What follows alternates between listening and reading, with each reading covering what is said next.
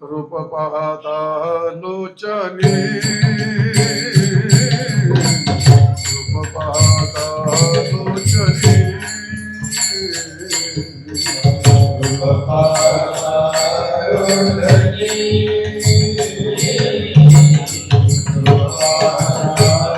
लोचनी सुख झाले हो साधनी सुख झाले हो साधनी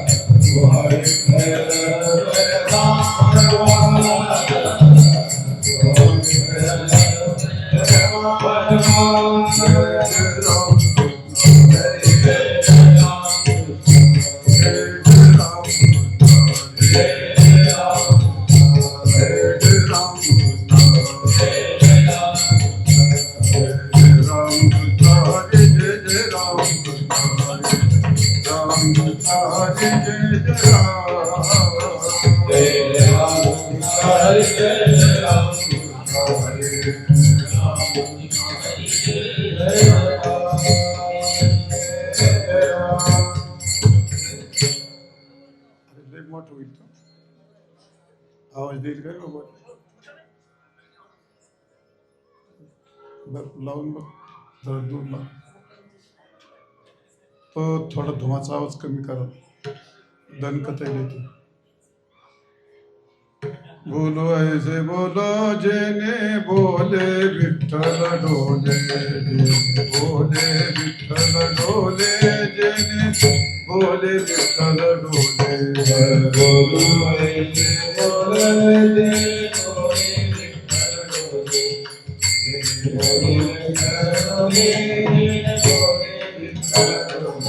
प्रेम सर्वांगाचे ठाई वाचे विठ्ठल रखुमाई वाचे विठ्ठल रखुमाई वाचे विठ्ठल रखुमाई सर्वांगाचे ठाई वाचे विठ्ठल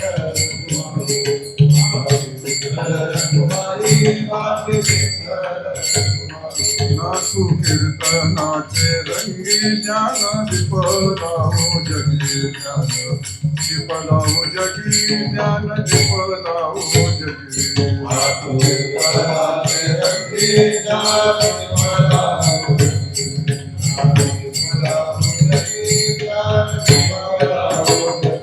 पडे होते पडते घर तेथे राहो निरंतर राहू निरंतर तेथे राहो निरंतर हरे होई मन भीतर तेथे राहो निरंतर तेथे राहो सर्व सत्ता जी हाता सर्व सत्ता जी हाता सर्व सत्ता जी हाता सर्व सत्ता जी हाता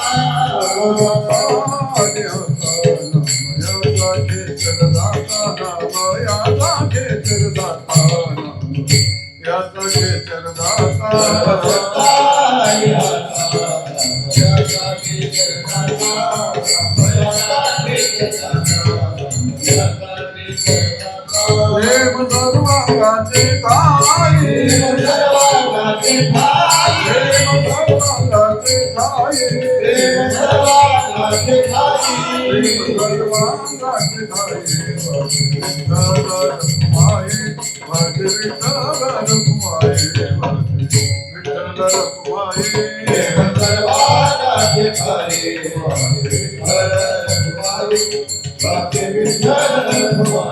भज विठ्ठल रखुमाई गोपाल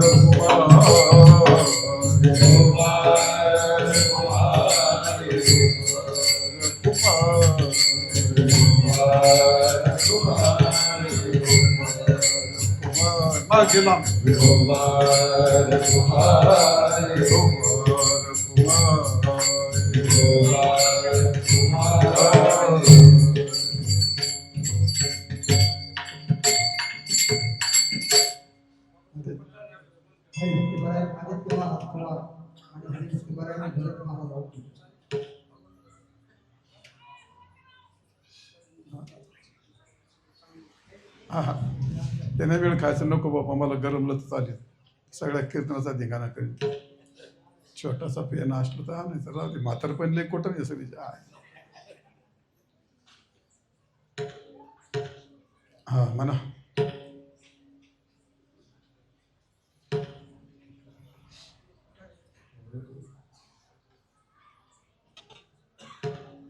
बोलो ऐसे बोला बोलो ऐसे बोला बोलो ऐसे बोला बोलो ऐसे बोला बोलो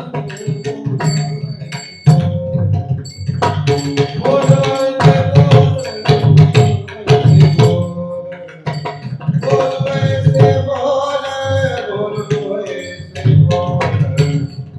ऐसे बोला बोलो ऐसे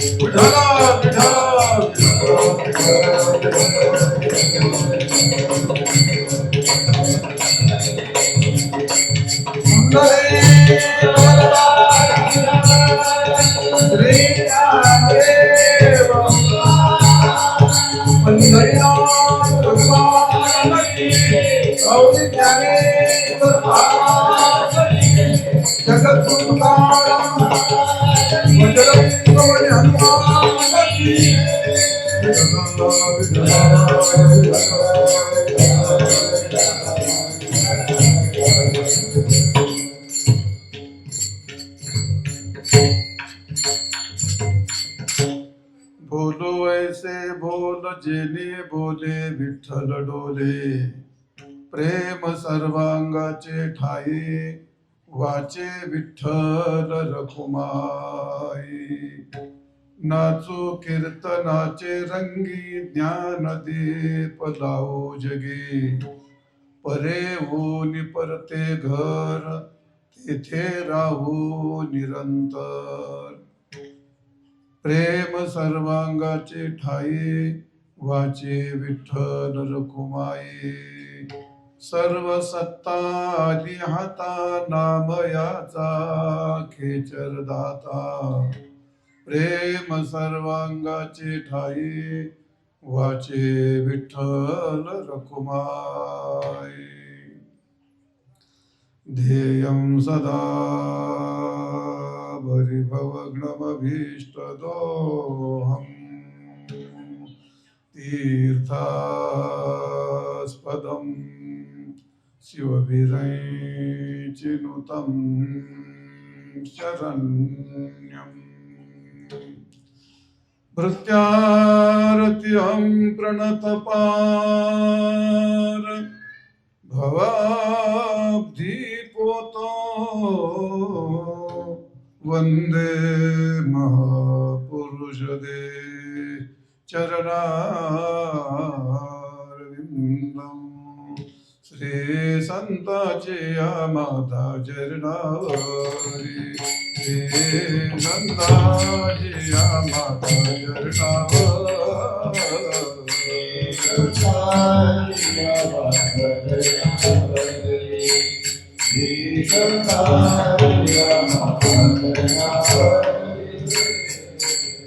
साष्टांग हे करी दंडवत, साष्टांग हे करी दंडवत.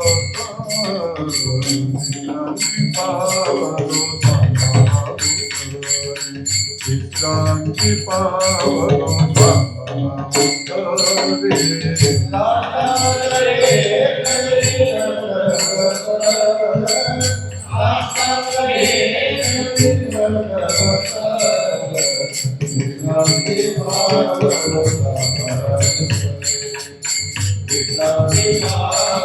स्वाहा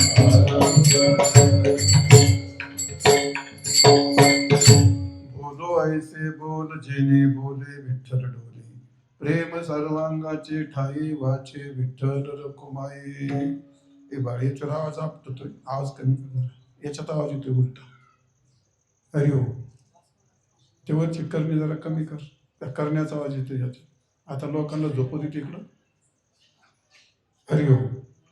हरी बोलो ऐसे बोल जेणे बोले विठ्ठल डोले प्रेम सर्वांगाचे ठाई वाचे विठ्ठल रखुमाई. प्रस्तुत सेवेकरता घेतलेला अभंग संत श्रेष्ठ पंढरी निवासी भक्तिमूर्ती श्री संत नामदेव महाराज यांचा हा 5 चरणाचा भगवन नामाचा विशेष प्रभाव, भगवन नामाविषयी असणारं प्रेम नामदेव महाराज या ठिकाणी या अभंगात प्रतिपादन करतायत.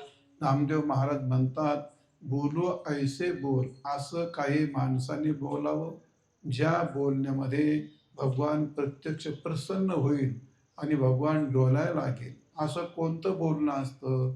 दुसरं तिसरं कोणतंही बोलणं नसतं, ते नामस्मरणाचं बोलणं असतं. पण आता नामस्मरण करतो आम्ही भरपूर, पण भगवान डोलतो, भेटतो, स्वप्नात पण येत नाही. नामदेव महाराज म्हणतात त्याचं थोडंसं चुकतं. म्हणजे काय चुकतं? नामस्मरण करत असताना प्रेम सर्वांगाचे ठाई, संपूर्ण अंगामध्ये प्रेमाचं भरतं धारण करून जर नामस्मरण केलं तर भगवान प्रसन्न होतो. प्रेम सर्वांगाचे ठाई, मग नंतर वाचे विठ्ठल रखुमाई, मी असं नामस्मरण करेल आणि तुझ्या भक्तीचा आणि ज्ञानाचा दीप प्रज्वलित करण्याकरता, तुझ्या नामाचा महिमा समाजाला सांगण्याकरता मी एक विशिष्ट प्रकारचं साधन निवडलेलं आहे, ते म्हणजे कीर्तन. महाराज म्हणतात, कीर्तनाच्या रंगात मी थैथ्या नाचेल आणि तुझ्या भक्ती ज्ञानाचा दीप संपूर्ण समाजामध्ये प्रज्वलित करील. महाराज म्हणतात, नाचो कीर्तनाचे रंगे ज्ञानदीप लावू जगे.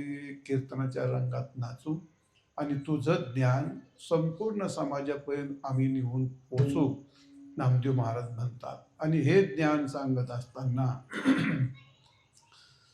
तत्वज्ञान सांगत असताना मी असा एखादा अडाणी म्हणून ते तत्वज्ञान सांगणार नाही, तर वेदांनी प्रतिपादन केलेलं जे तत्व आहे त्याला वेद प्रणित तत्व ज्याला म्हणतात, वैदिक तत्व ज्याला म्हणतात, स्थूल सूक्ष्म कारण शरीराच्या पलीकडे असणारं आत्मतत्व, परा पश्यंती मध्यमानी वैखरी 4 वाणीच्या पलीकडे असणारं आत्मतत्व, सद्रूप चिद्रूप आनंदरूप, असं जे आत्मतत्व आहे, असं जे भगवंताचं स्वरूप आहे, त्या स्वरूपाच्या ठिकाणी मी स्थिर होईल. परे होनी परते घर आणि तेथे राहून निरंतर, अशा सिद्धांतावरती मी आरूढ होईल, अनुभव घेईल, मग तुझं कीर्तन करेल आणि मग समाजामध्ये तुझ्या ज्ञानाचा प्रसार आणि प्रचार करील, महाराज म्हणतात. म्हणून परे होनी परते घर आणि तेथे राहून निरंतर, मला हे भगवत प्रेम प्राप्त झालं, कीर्तन साधना मिळाली आणि असं सिद्धांत देहत्रयाच्या पलीकडे आत्मतत्वही मला प्राप्त झालं. ते कशामुळे झालं? ते फक्त आणि फक्त माझ्या गुरूंच्या कृपेने झालं. महाराज म्हणतात, सर्व सत्ता आली हाता आणि नामयाचा खेचर दाता. मला सर्व सत्ता प्राप्त झाली माझ्या खेचर स्वामीमुळे, माझ्या श्रीगुरूंच्यामुळे मला हे सिद्धांत प्राप्त झालं, भगवत प्रेम मला मिळालं. म्हणून महाराज म्हणतात, गुरूंच्या कृपेने हे मिळालं. काय मिळालं? प्रेम सर्वांगाच्या ठाई आणि वाचे विठ्ठल रखुमाई, मी असं नामस्मरण करील, असा अभंगाचा शब्दशः अर्थ सांगितला. विठाल विठाल असो.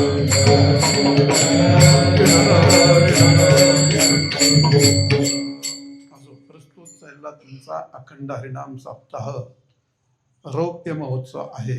अत्यंत भव्य आणि दिव्य असा रौप्य महोत्सव ग्रंथराज श्री ज्ञानेश्वरीचं पारायण, नित्याने असणारा काकडा, हरिपाठ, प्रवचन, कीर्तन, हा सगळा अतिशय आनंदात चाललेला सोहळा आहे. हरिभक्त पारायण गुरुवर्य भास्करगिरी महाराज यांच्या कृपा आशीर्वादाने आणि हरिभक्त पारायण आमचे ज्ञानेश्वर महाराज, पिशे महाराज यांच्या मार्गदर्शनाने समस्त ग्रामस्थ खोसपुरी, बरं खोसपुरी का घोसपुरी रे, खोसपुरी ग्रामस्थ, त्याचप्रमाणे तरुण मंडळ, भजनी मंडळ आणि परिसरातील सर्व वारकरी मंडळी तुमच्या सर्वांच्या उपस्थितीने सहकार्याने चालला हा अखंड हरिनाम सप्ताह. आणि त्यात माझ्याकडे आला आजचा 6वा दिवस, बरोबर आहे ना, 6वा दिवस माझ्याकडे सेवा आली आहे. हरिभक्त पारायण माझ्याकडे ते पिशे महाराज आले होते, ते गावातली मंडळी कोणतरी होती, तर त्याने आता कार्यक्रम थोडेसे बंद, आपण जवळचे कार्यक्रम करतोय अजून. आता म्हातारा झाल्यानंतर मग आता थोडंसं प्रकृतीच्या माराने घ्यावंच लागतं थोडंफार, पण तरी अजून कीर्तन करतोय जवळपास. पण चला असो, तुमच्या इथे येण्याचा प्रसंग आला आणि याच्या पाठीमागे कीर्तन केले, त्या मंदिरात कीर्तन केलेत, हे का तिथे कीर्तनात केलेत बऱ्याच वेळा. असो, जवळचं गाव आहे, काय अडचण नाही. असो, असं तुमच्या रौप्य महोत्सवामध्ये तुम्हाला उरलेलं नंतर बोलून ना, हा ते बोलावंच लागत, पण बरं नंतरच बोलत ते. आता का बोलू आता, नको नंतर बोलतो आता, नंतर फक्त मला आठवण करून द्या, मग बोलतो जेवढं बोलायचं तेवढं. चला असो, अशा रौप्य महोत्सवामध्ये भगवंताच्या सेवेचा योग आला, हे अतिशय आनंदाची गोष्ट आहे. त्या सेवेकरता अभंग निवडलेला आहे नामदेव महाराजांचा, बोलू ऐसे बोल जेने बोले विठ्ठल डोले. नामदेव महाराज म्हणतात असं बोलावं. कसं बोलावं, तर भगवान प्रसन्न होईल असं बोलावं. नामदेव महाराज हे परंपरेचे भक्त आहेत. नामदेव महाराज काय आपल्यासारखे सप्ताहापुरते, 8 दिवसाचे, एखाद्या वारीचे, ते काय हंगामी पैलवान नाही. ते असं आहे. बऱ्याच वेळा काय होतं, कुस्तीपुरता पैलवान होतो, जागरणापुरता वाघ्या होतो, आणि वारीपुरता वारकरी, आणि ताबोतापुरता फकीर. तसं काही जमत नाही. ते त्याला अखंडता असावी लागते. अखंडता असली तर मग त्याचा आनंद असतो. घडीभर मजा करण्यात काय मजा असते. नामदेव महाराज 1 नाही 2 नाही 4 युगाचे भक्त आहेत. 4 युगाचे भक्त आहेत नामदेव महाराज. जे कृतयुगामध्ये, आपल्या सत्ययुगामध्ये जे प्रल्हाद होते, ते द्वापार त्रेतायुगामध्ये अंगद झाले, आणि जे अंगद होते ते त्रेतायुगामध्ये नाही, द्वापार युगामध्ये उद्धव झाले, आणि जे उद्धव होते तेच नामदेव झाले. नामदेव महाराज म्हणतात, चौयुगाचा भक्त नामा, उभा कीर्तनी, पाठीमागे डोळे झाकोनी, उभे ते जणी. नामदेव महाराज हे 4 युगाचे भक्त होते, आणि म्हणून परंपरेने प्रत्येक युगामध्ये नामदेव महाराज, म्हणून नामदेव महाराज हे अत्यंत लाडके लढीवाळ भक्त आहेत. नाथ महाराजांनी वर्णन केलंय, पूर्वी जो प्रल्हाद तोची झाला उद्धव, पूर्वी जो प्रल्हाद तोची झाला अंगद, पूर्वी जो प्रल्हाद तोची झाला अंगद, पूर्वी जो प्रल्हाद तोची झाला तोची उद्धव प्रसिद्ध कृष्ण अवतारी, तोची उद्धव प्रसिद्ध कृष्ण अवतारी. कलियुगी दाना नामदेव भगती, कलियुगी दाना नामदेव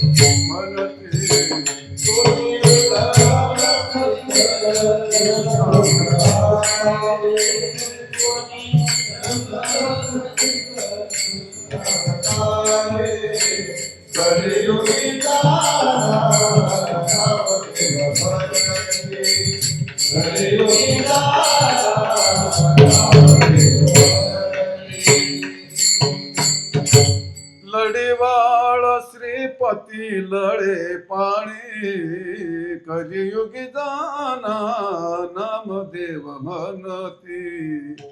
तीर्थयात्रा सर्व केला से उद्धार, चालविला भार सर्व त्यांचा, कलियुगी जाना नामदेव म्हणती.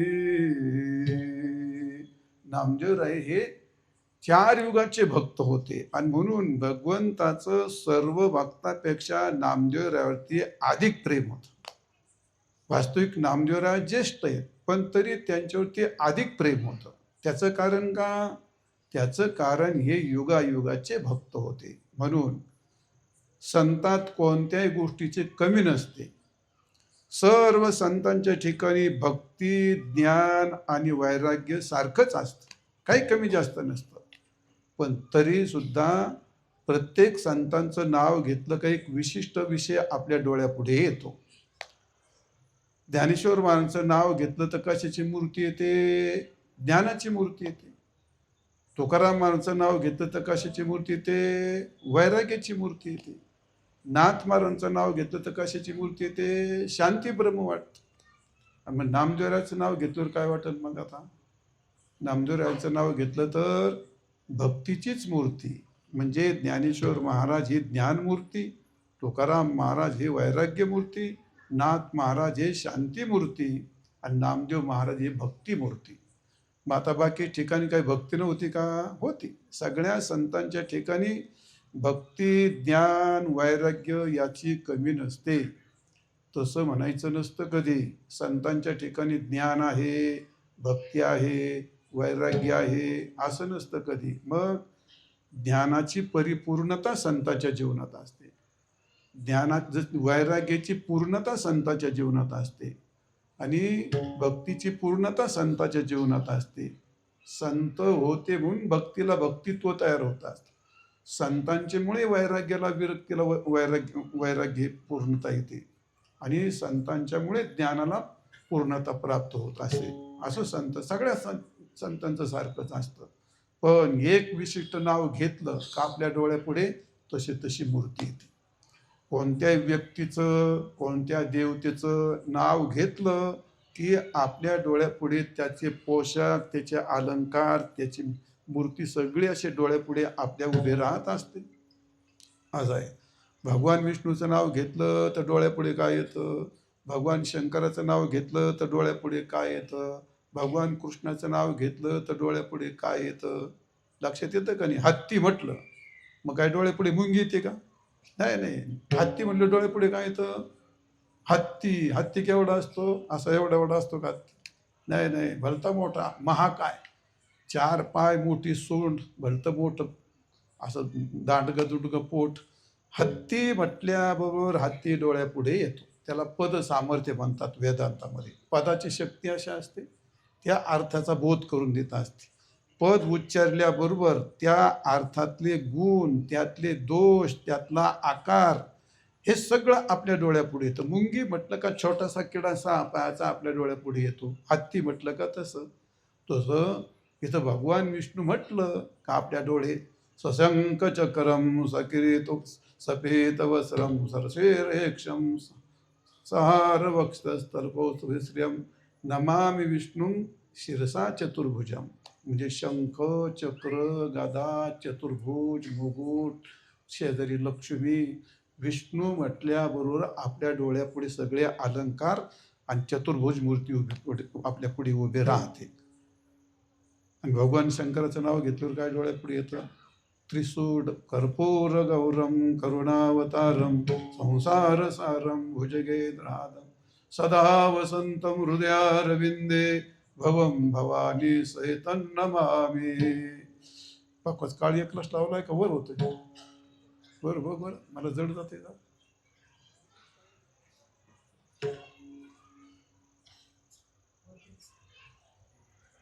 नाही, मला स्वराची नाही आवडत ती, पण उजव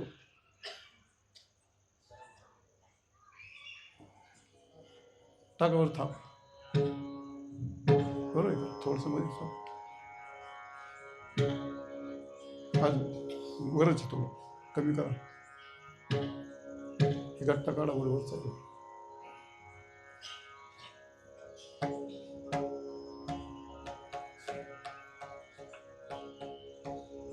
कुठतरी गट्टा आडवा लागला त्याला.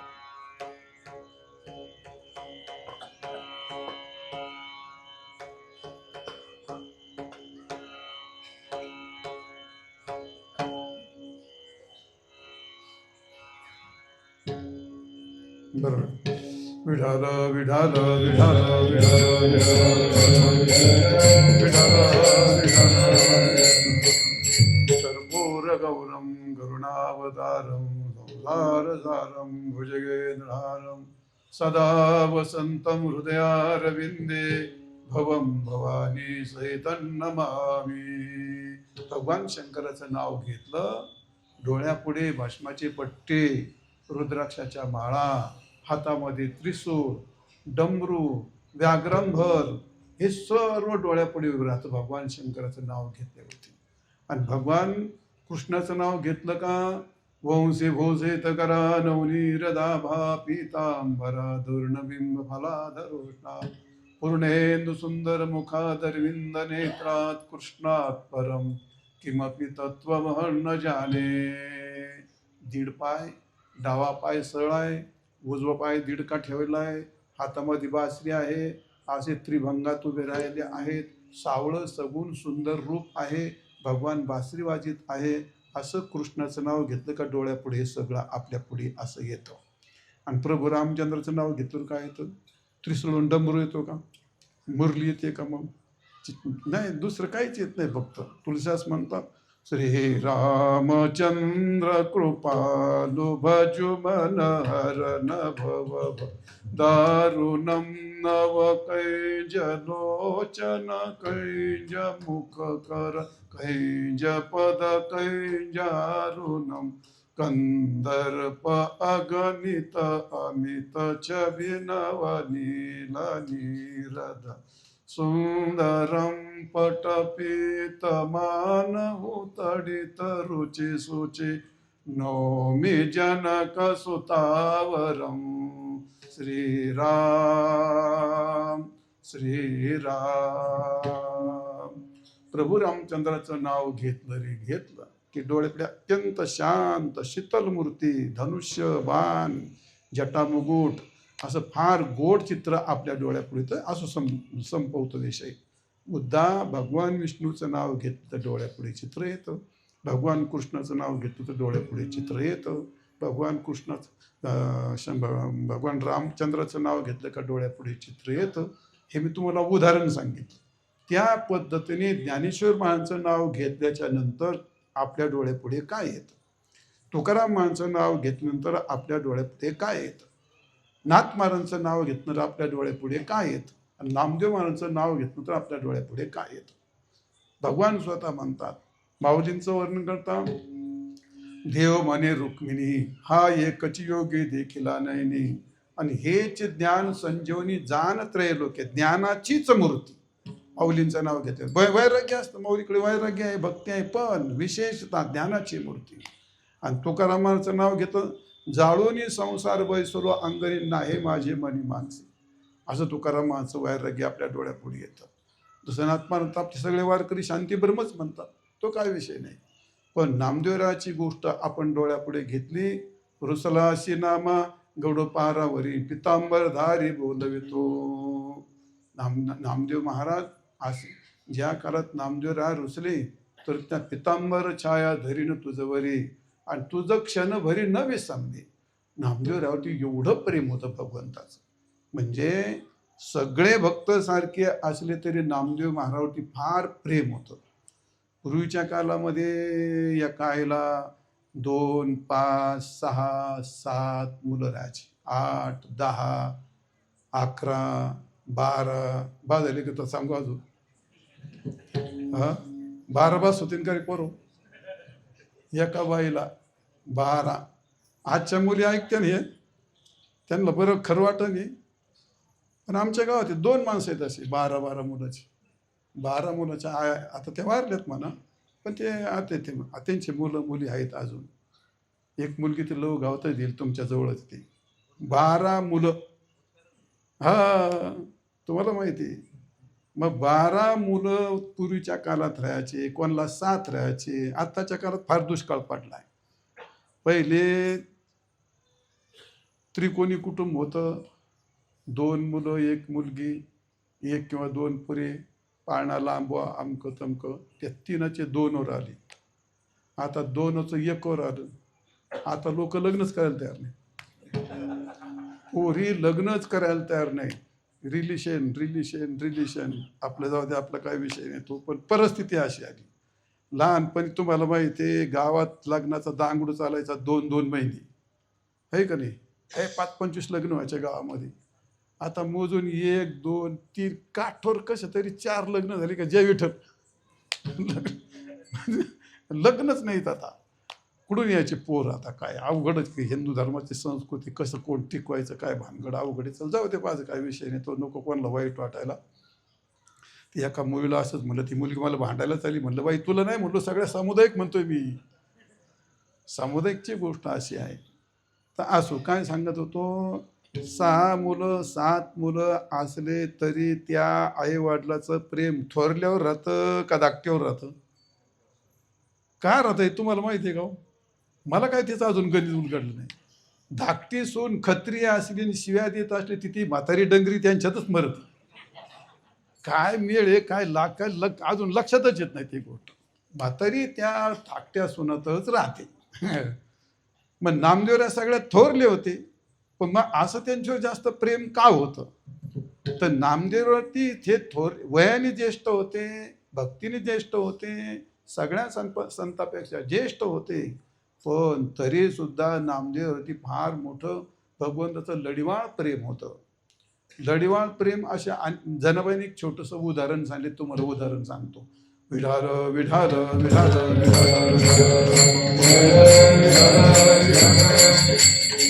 हो, प्रेम प्रगट करायची प्रक्रिया. मित्राचं प्रेम, मित्राचं प्रेम वेगळ्या शब्दात वेगळ्या पद्धतीने प्रगट होतं. गुरु शिष्याचं प्रेम, देवभक्ताचं प्रेम, नवरा बायकोचं प्रेम वेगळ्या पद्धतीने प्रगट होत असतं. अशा प्रकारे वेगळ्या. आता मालकाचं नोकराचं प्रेम असतं तर ते वेगळ्या पद्धतीने असतं बा, त्याला काय खाया प्यायला देणं वगैरे. आणि गुरु शिष्याचं प्रेम असतं, शिष्याने चांगला तगडा प्रश्न केला, गुरुला चांगलं ताणून धरलं म्हणजे त्या गुरुला त्याला आनंद होतो. गुरु शिष्याचं प्रेम प्रश्न उत्तरात प्रगट होत असतं. देवभक्ताचं प्रेम भजनात प्रगट होत असतं. आणि नवरा बायकोचं प्रेम, मित्राचं प्रेम आला मित्र का या बसा पाणी घ्या असं असतं का? नाही तू क्या जाईन जेवून. नको तुझी बहीण तर यायला बैस जाय जेवून. त्याने षष्टीचा वापर केला का समजायचे हे मित्र आहेत. त्यांनी तुझ्याला आणि माझ्याला केलं. मित्र कशाला बनतात? तिथं कोणताही क्लासिकलपणा नसतो. अरे तुरे वाकडं तिकडं तुझ्याला माझ्याला म्हणजे ते मित्र प्रेम राहतं मित्राचं. आता मी तुम्हाला सगळं सांगितलं का नाही? देवभक्ता सांगितलं, गुरु शिष्य सांगितलं, मित्र सांगितलं. आता मला नाही बायको, आता हे तर मलाच सांगावं लागेल. मग नवरा बायकोचं प्रेम कसं काय प्रगट होतं साहेब? तुम्ही सांगता का? तुम्हाला बायको नाही काय आहे? भांडती का मग कधी? हा म्हणा मोकळे म्हणजे हा भांडती म्हणून. नवरा बायकोचं भांडण सुरू झालं का समजायचं यांचं प्रेम आलं. आणि असं वाटतं का आता यांचा का उद्या सकाळी घटस्फोट होतो काय हे होत नसतं. संध्याकाळी ते भांडण सगळं मिटून जातं. मुद्दा सांगायचा आहे, प्रत्येकाचं प्रेम वेगळं प्रगट होत असतं. तसं नामदेवरावरती भगवंताला प्रेम प्रगट करायचं, जनाबाईंनी त्याचं चित्र रेखाटलं. भगवंताला वाटलं माझ्या नामेवरती प्रेम प्रगट करायचं, मग काय करू? मग भगवंताने या ठिकाणी एक काय म्हणतो माया रचली. असे भगवंतानी एक ब्राह्मणाचं रूप धारण केलं, अत्यंत जख्ख ब्राह्मण. डोकं भूमीकडे गेलं, पार असं काडामुडं शरीर झालं, सगळ्या शिरा उघड्या झाल्या. उघडा ब्राह्मण, हातपायाच्या काड्यामुळ्या, हातात झोळी घेतलेली, हातात काठी घेतली, शिंडी एवढी मोठी, गालाचे खोपडं बसलेले, पार खाली वाकलेला. आणि निघाला भीक मागायला. कोणाच्या घरी? नामदेवरायाच्या घरी. विप्रवेशी ऋषिकेशी, आषाढी विप्रवेशी ऋषिकेशी असं भगवंतानी ब्राह्मणाचं रूप धारण केलं आणि गेले नामदेवरायाच्या दारामध्ये भिक्षा मागायला. नमोनी ब्राह्मण म्हणे मज द्यावे अन्न. नमस्कार केला. बुवा आपल्या दारात ब्राह्मणाला काही भिक्षा वाढा. आषाढी एकादशी विप्रवेशी ऋषिकेशी आठवलं. आषाढी एकादशी होती, पंढरीसारखं क्षेत्र होतं. हा ब्राह्मण म्हणत होता आणि आषाढी एकादशी दिवशी भिक्षा मागायला गेला. नमोनी ब्राह्मण म्हणे मज द्यावे अन्न. नामदेवरावांचं काय विचित्र आहे बुवा. अरे आज पंढरीसारखं क्षेत्र आहे, आषाढी एकादशी सारखा दिवस आहे, हा ब्राह्मण म्हणतो आणि मला भिक्षा द्या म्हणतो. नामदेव महाराज म्हटले, अहो भटजी बुवा, आज एकादशी आहे, पंढरी आहे. मग नामा म्हणे एकादशी, इच्छित घ्यावे फराळाचे, तुम्हाला पाहिजे तर मी फराळाचं देतो. ब्राह्मण म्हणला, ती गोष्ट अजिबात चालायची नाही. अण्णा वाचून याचा मज नको रे सर्वथा, मला पहिली भाकरी दे. आहे का नाही पंच, त्याला धर्मसंकट म्हणतात. नामदेव महाराज म्हटले, आज एकादशी आहे, वारकऱ्याच्या घरी एकादशीच्या दिवशी अन्न शिजवेत नाही. वारकऱ्याच्या दिवशी आपलं एकादशीच्या दिवशी वारकऱ्याच्या घरी कुत्र्याला सुद्धा एकादशी असते, आहे का नाही. पण बहुतेकांच्या घरी कुत्र्याला सुद्धा एकादशी नसते. वारकऱ्याच्या घरी कुत्र्यालाही एकादशी असते, बहुतेक घरी कुत्र्यालाही एकादशी नसते. तुमच्या लक्षात आलं असं. नामा म्हणे एकादशी, इच्छित घ्यावे फळासी, पाहिजे तर फळाचं मिळेल. ब्राह्मण म्हटला नाही. अण्णा वाचून आता मज नको रे सर्वथा. दोघांचा संघर्ष सुरू झाला महाराज. आता ब्राह्मण म्हातारा झायला, गांधी कटिंग केली, चोपडं चटीक डोकं, दुपारी 12 वाजले, भलतं ऊन लागलं. आता काय करावं, अशी भानगड उभी राहिली. तो काय अण्णा वाचून जायना. अण्णा नामदेव महाराज म्हटले, एकादशी दिवशी कोणाला अन्नदान करणं तर पण नरकाला जायचं काम आहे ते. नाही नाही, एकादशी अन्नपान हे काय चुकीची गोष्ट आहे. मग असं करता करता महाराज एवढं ते काय म्हणतो वाद चिघळला, तो काही हटायला तयार नाही. आणि मग हातापायाची वेंगडी, विपरे घातली मुरकुंडी. असं करता करता त्या भटजीला आली तव आणि असा झांझाडला, म्हातारा खाली पाडला तसाच मेला. आता कशी पंचायत आहे. आता एवढ्या वारकऱ्या दारात असं जर एखादा म्हातारा मेला, लोक सोडतील का हो त्याला. नाही नाही नाही नाही नाही नाही, बुवा कोण काय चुकायचाच भाऊ. नुसता बुवा हॉटेलमध्ये चहा हजेरी प्यायला गेल्याकडे त्याचं पार 7-12 सगळ्या लोकांनी जाहीरच केलं पाहिजे. आयला काय कलियुगाला राव महाराज, आणि हॉटेलमध्ये आणि चहा पितो, आता काय खरं नाही राहिलं बुवा. याने सगळी दुनिया केली तर यांनी ब्रह्मदेवाचे पासपोर्ट आणले.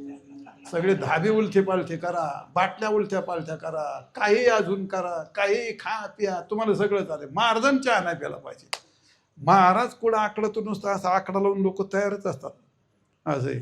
आता आमच्यासारख्याला तर लय वनवाशी. आमचं आता काय सांगा तुम्हाला. अरे अरे अरे अरे बाबा, कोणी असते महाराज भाले माणसं, हो ब्रह्मचारी नका राहू रे बाबा, हो कोणी. अरे काय त्याचा वनवास. आता आपण ब्रह्मचारी बोत असं खाली पाहून जायला, महाराज खाली गुरु काहीतरी झाले का, खाली घेऊन घाल. इकडं पाहिलं का महाराज, आजकाल इकडं पाहूनच काहून चालतो इकडे. आणि मग इकडं पाहिलं, आजकाल इकडं काहून पाहून चालतोय. चला, खाली पाहिलं तर लोकांचं बिघडत आहे, इकडं पाहिलं तरी बिघडत आहे, इकडं पाहिलं तरी बिघडत आहे. मग आता वर पाहून चाला. लोकांची गोष्ट पार लोक जायचा हो, अशी कठीण गोष्ट. आणि मग नामदेवराच्या दारात मेल्याच्या नंतर ते गाव ब्राह्मणाचं पंढरपूर, आणि लय खत्र गाव. त्यासारखं खत्र गाव महाराष्ट्रात नाही कुठं. ते लय भांडकुदळ गाव. आता इथं काही कोणी पंढरपूरचं नाही, त्याच्यामुळे ठोकायला काय हरकत नाही आपल्याला. जे ब्राह्मण लोक जमले महाराज, जे नामदेवराज, अरे काय भजन करतो, तू वारकरी मंदिरात जातो भजन करतो, तो ब्राह्मण मारला, आमकं तमकं झालं, सगळं झालं. पण पुढे ते ब्राह्मण तर मेलंय, उचलायचं कोणी आता. ते मग ते कोणच्या ओळखीचा ना पाळखीचा उचलायचं. ते नामदेवाच्या दारात पडलं, त्यामुळे त्यालाच उचलायची प्रसंग आला तो. मग गोष्ट अशी आहे, अशा काळात माणसाला ते हे रुकीत काही भांडतील माणसं, पण दारात कोणी मात्र कोणी मेलं ना माणूस, असे गपचिप जमा होते. तुम्हाला सांगतो, जे ते असे काम न बोलता, लाकडावाले, त्या दोरीवाले, ते आमकेवाले असे टपाटप जमा होतात. असे कामाला लागतात. कामाला लागले, झालं, ते उचलून ठेवलं, त्या कसं माडावरती ठेवलं. आता उचलला ब्राह्मण, आता ब्राह्मण उच्चला आणि चंद्रभागेत नेला. हा विप्र बोलविले वेगे, प्रेत नेले चंद्रभागे. इथपर्यंत ठीक झालं. जेव्हा सरण रचलं आणि सर मोठे रचुनी सरण आत निजविला ब्राह्मण. पहा ब्राह्मणाची कलाता ही. हे मित्रावरचं भक्तावरचं प्रगट म्हणजे लढिवाळ प्रेम प्रगट करायची प्रक्रिया यायची. त्या सरणावर झोपलं, वरून लाकडं ठेवली. आता पेटवायचा कोण? आली काही पंचायत. ते घरातल्या माणसाने पेटावं लागतो ना. ती एक सरी पद्धत अजून बरी. नाही तर जर का मंत्र्याच्या हाताने महाराजाच्या हाताने पेचून मेलेगाड्या माणसं 3 वाजता ताटकळे. हे काय साहेब आलेत, हे काय साहेब आलेत, आले आले आले आले आले आले. ते लग्न धरतात येतं आपण, पण एकच ते घरातल्या माणसाने पेटवायचं ते एक बरं चांगलं आहे. ते पण आता घरातला कोण नाहीच ना, कोणाच्या ओळखीचाच नाही तो. मग आता ज्याच्या दारात मेला त्याच्यावरच नंबर आला. नामदेवरांनी नाविरोधाने अग्नी दिला जयाप्रती, देव विमानी पाहते. नामदेवरांनी ते पेटवलं. सर्व इथपर्यंत चांगलं झालं. ब्राह्मण मेला, उचलला, आणला, सरणावर घातला, पेटवलं. पण पुढची प्रक्रिया धडा धडा धडा सरून पेटलं. तोपर्यंत ब्राह्मण शांत होता. पण जेव्हा अंगाला अग्नी लागलाय म्हणता, जेव्हा ब्राह्मणाने आतून बाहेर उडी मारली, आता भू भू भू भू. आपण एखाद्याच्या मौतीला गेलो आणि जर एखाद्या प्रेताने उडी मारली, कोणी माणूस राहील का हो तिथं? भू भू भू. लोक दानातील. एक माणूस नाही राहिला तिथं, एकटे नामदेव उभे राहिले. पण चमत्कार असा झाला, निज रूपे प्रगटला, नामा म्हणे म्या वंदिला. आतून बाहेर ब्राह्मणाने उडी मारली, शंख चतुर्भुज असा भगवान उभा राहिला. आणि मग काय विचारता महाराज, एखाद्या वेळी बायकोच्या तडक्यात नवरा सापडा गड्या. आता नको पुढचं सांगाल तुम्हाला, तुम्ही हसलात याच्यावर तुमचं कळलं तुम्हाला. हा काही चुकीत सापडला का पार मुरगळू मुरगळू मेलाच हो समजायचो. तसं नामदेवराच्या तडक्यात देव सापडला. मग काय त्याची वाभडे काढली. अरे खादल्या पिदल्याचा धरी बा गुमान, एवढा बेमान झालं. तुला काय लाजलाच्या काही? हा रोज माझं दूध पितो, खातो, माझ्या बरोबर नाही बोलते, खातो, माझी जी चव घालायची होती, एखादा फोन करायचा मला, मिस कॉल द्यायचा, बा मी हे करतोय म्हणून. असं काय हे तू का केलं?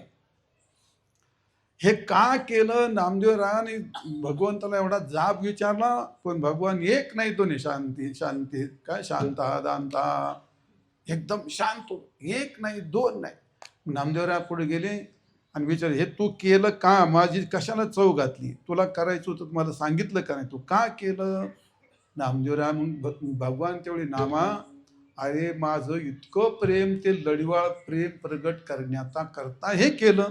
नाथ महाराज म्हणतात, लढिवाळ नामा विठ्ठल चरणी, लढिवाळ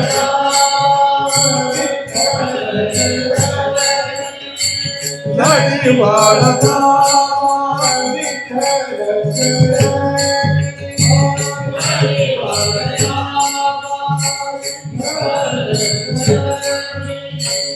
एका जनार्दनी, एका जनार्दनी नमन जागे, हरियोगी दाता नामदेव भजनी, हरियोगी दाता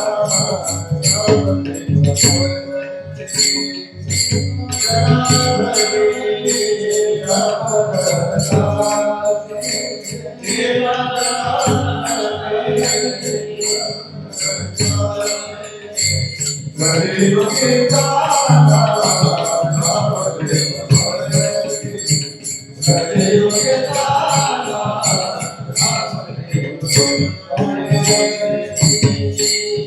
लढिवाळ श्रीपती लळे पाणी, कलियुगी दाना नामदेव म्हणती. असे नामदेवराय हे लढिवाळ भक्त होते. आणि त्या लढिवाळ भक्ताचा अभंग आहे. नामदेव महाराज म्हणतात, बोलू ऐसे बोल जेने बोले विठ्ठल डोले. असं काही माणसाने बोलावं ज्या बोलण्यामध्ये भगवान प्रसन्न होईल. असं काही बोलावं ज्या बोलण्यात पुण्य प्राप्त होईल, असं काही बोलावं ज्या बोलण्यात संतांची भेट होईल, असं काही बोलावं त्या बोलण्यात एखादा मनुष्य जोडल्या जाईल. हा बोलणं हे आत्तापर्यंतचा इतिहास आहे. जी माणसं नरकाला गेली ती कशाने? शब्दानेच गेली. जी माणसं स्वर्गाला गेली ती कशाने? शब्दानेच गेली. जी माणसं मुक्त झाली ती शब्दाने झाली. ज्यांना देव भेटला तो शब्दाने. भांडण कशाने होतं? शब्दाने. यथा वाच्या कलो उद्भवती तथा वाचया अनुरागोपी उद्भवते. ज्या वाणीने ज्या शब्दाने भांडण उत्पन्न होतं त्या शब्दाने प्रेम पण उत्पन्न होतं. मग असा शब्द बोलावं का ज्याने पुण्य होईल, संत भेटतील, भगवान प्रसन्न होईल, आपला उद्धार होईल, असं बोलावं. आणि म्हणून बऱ्याच वेळा अशी गोष्ट घडते. औषधाचं जास्त महत्व असतं का पथ्याचं जास्त महत्व असतं? पथ्याचं महत्व जास्त असतं. पण आपण महत्व औषधाला देतो का पथ्याला? औषधाला. औषधाचे भूषण सांगतो. तसं परमार्थाला जास्त महत्व असतं का आचरणाला? आचरणाला महत्व असतं. गाडीभर परमार्थ करण्यात काय चव आहे? गाडीभर पाठ केलं, कीर्तनही करतो, भजनही करतो, दुनिया काही करतो आणि भजनही करतो. भजनात गांजामुळे तो गाढो कोण या आईचं गाढो. परमार्थ करण्याला काही चव असतो? परमार्थ करण्याला चव नसतं. आचरणाला महत्व असतं. औषधाला महत्व किती? 20%.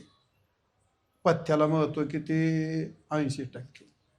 तर परमार्थाला महत्व किती? 20%. आणि परमार्थ आचरणाला महत्व किती? 80%. तशी गोष्ट आहे. परमार्थाची गोष्ट म्हणजे याचा अर्थ बोलणं नुसतं चालत नाही, तर ते कसं बोलावं, वारकऱ्यांनी कसं बोलावं. शास्त्र सांगतं 6 प्रकरणी वाणी बोलू नये माणसाने. मर्मभेदक बोलणे, वर्मभेदक बोलणे, परुष बोलणे, पैशून्य असत्य बोलणे, चाढी चुगलीचं बोलणे आणि असंबद्ध बोलणे. विठाल विठाल विठाल विठाल.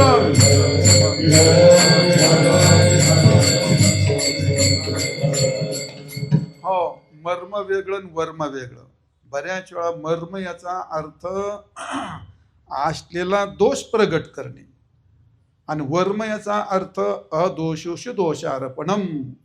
त्या व्यक्तीच्या ठिकाणी दोष नसताना दोष लावणं त्याचे ते वर्मी लागतं. आणि असलेला दोष प्रगट करणं त्याला ते मर्माचा भेद असं म्हणतात. आणि म्हणून जे वारकरी आहेत, जे सज्जन आहेत, त्यांनी कधी वर्माचं भेद होईल असं बोलू नये. दोष कोणाकडे सगळ्याकडे दोष असतो. निर्दोष मी समम ब्रह्म. फक्त संत आणि ब्रह्म दोन सोडून जगात देव सुद्धा त्यातून सुटत नाही. देवाकडे गठोडभर दोष असतात. ते काय गोष्ट नाही. ती कोणाच्या डोक्यात गादा घालतो आणि कोणाला चक्राने त्याचं मुंडकं तोडून टाकत होतो. त्याचं काय नाही. ते निर्दोष मी सम. निर्गुण निराकार परमात्मा निर्दोष असतो आणि संत निर्दोष असतात. म्हणून दोष माहिती असला म्हणजे पुढे प्रगट करून चालतो का? पुढे प्रगट करून चालत नाही तो. आणि जर त्याचा दोष प्रगट केला तर त्याचं सगळं बिघडून जातं. माहिती असलं तरी सुद्धा. तुम्हाला उदाहरण सांगतो. विढाल विढाल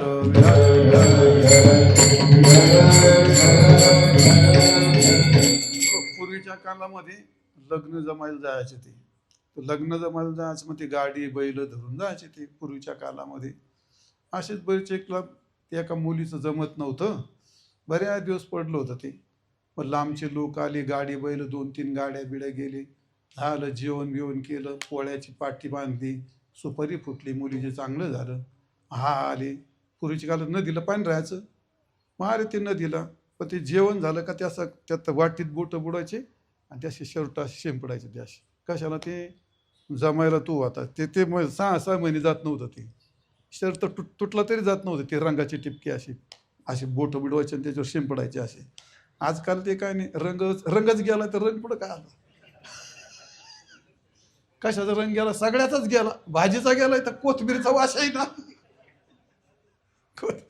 कोथबिरीचा वास आहे ना. बाकीचं काय घ्या म्हटलं तुम्ही. सगळा रंगच गेला. आले रंगबिंग शिपडून आली, नदीत गाड्या सोडली, गाड्या सोडल्या त्यांनी बैलाला पाणी पाजायला लागली. म्हातारी होती एक, ती काय आवडीत होती. तिने कोण येत रे?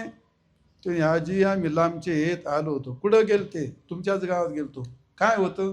काय नाही, त्या मुलीची सुपारी फुटली. बर बर, ती कोणाची मुलगी? ती अमके तमकीची मुलगी ना. असं का? भया बरं झालं ग, लय खिचपत पडलं होतं, कोणी विचारित नव्हतं. मोठ ना पाहता काय तुम्ही? एकच शब्द बोलली. आता होतं त्या मुलीचं. अरे पण अशा वेळी हे वस्तुस्थिती बोलायचीच नसते, त्या मर्माचा भेद करायचाच नसतो. मर्माचा भेद करून तुम्हाला काय प्राप्त होईल त्याच्यामध्ये? आणि म्हणून जी गोष्ट माहिती असते, दोष असतो, पण तो असा प्रगट करू नये. असं आहे. ते दुर्योधन होता, सभेत बसला, तर तो विदुर काका आला, की आल्याच्या नंतर ते म्हणजे या दाशी पुत्र. आता विदुर काकाला खूप वाईट वाटायचं. आता काय करावं? म्हणजे तो राजा त्या धटिकांना पुढे कोण काय बोललं ते असं.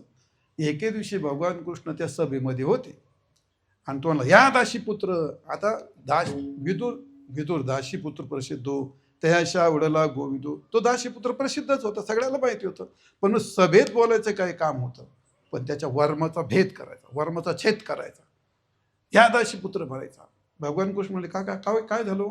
काय नाही देवा, तुम्हाला काय सांगू? काय नाही, काय तरी सांगा म्हणजे. काय झालं? नाही काय तरी. काय नाही, तो दुर्योधन मला नेहमी रोज असं म्हणतो, मी सभेत आलो म्हणतो या दाशी पुत्र. असं का? मला सांगायचं म्हणजे तुम्ही इतके दिवस. बरं म्हणे, तो आता उद्या म्हणलं का या दाशी पुत्र, त्याला फक्त म्हणायचं आलो का त्याच्या पुत्र. हा देवाचं तुम्हाला काय करायचं? तुम्ही फक्त म्हणा आलो का त्याच्या पुत्रा. आता तो गाद्याचा पुत्र कसा आहे तो त्याला माहीत होतं. तुम्हाला माहिती आहे कोणाला? हा नाही, हे मला एकट्याला माहिती. सांगू का तुम्हाला? ते 4 माणसं सांगायसारखं नाही, पण तुम्ही म्हणत असले तर सांगतो. सांगू का? बरं चाल, जाऊ द्या, राहू द्या. बरं सांगतो. सांगू का? बरं सांगूनच टाकतो. नाही तर राहू द्या, चाल, जाऊ द्या. का त्याचा पुत्र, त्याची कहाणी अशी आहे, त्या गांधारीचं लग्न जमलं आणि त्याचं कुंडलीत असं होतं, ज्याच्याशी लग्न पहिलं मंगल म्हटलं का तो नवरदेव मरणार होता. अशी तिची ती कुंडली होती तिची. तिच्याशी कोणीच लग्न करेना. मग एका भटजीनी डोकं चावलं. तो म्हणला आपणच लग्न पहिलं गाढवाशी लावू म्हणला, आणि मग नंतर आपण ते करू. तसं गांधारीचं जमलं आणि लग्न सुरू झालं. आणि इकून गाढव उभा केला. तो कोणता होता आणि केवढा होता हे मला का विचारू, मी तिथं नव्हतोच त्यावेळी. गाढव उभा केला, पहिलं मंगल म्हणलं, तो गाढव मेला, गाढव बाजूला काढला. आणि मग नंतर हे हरिभक्त पारायण पुढे सरकून दिली. कोण? धृतराष्ट्र.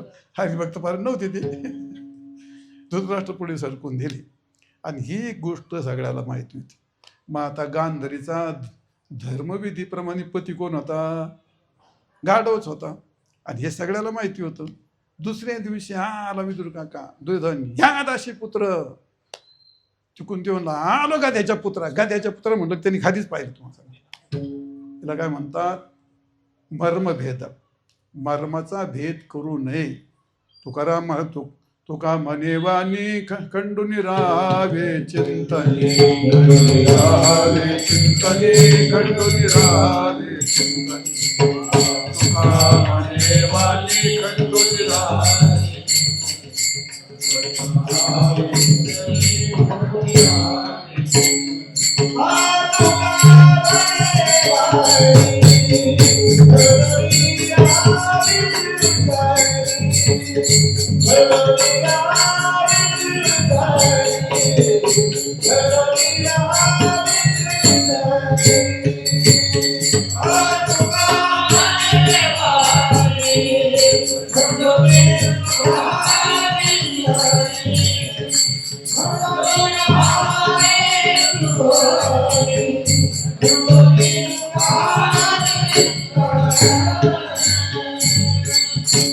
तुका म्हणे वाणी खंडोनी राहावे चिंतनी. अशी वाणी बोलू नये. आणि बोलल्याच्या नंतर भगवान दृष्ट होतात, पाप लागतं माणसाला.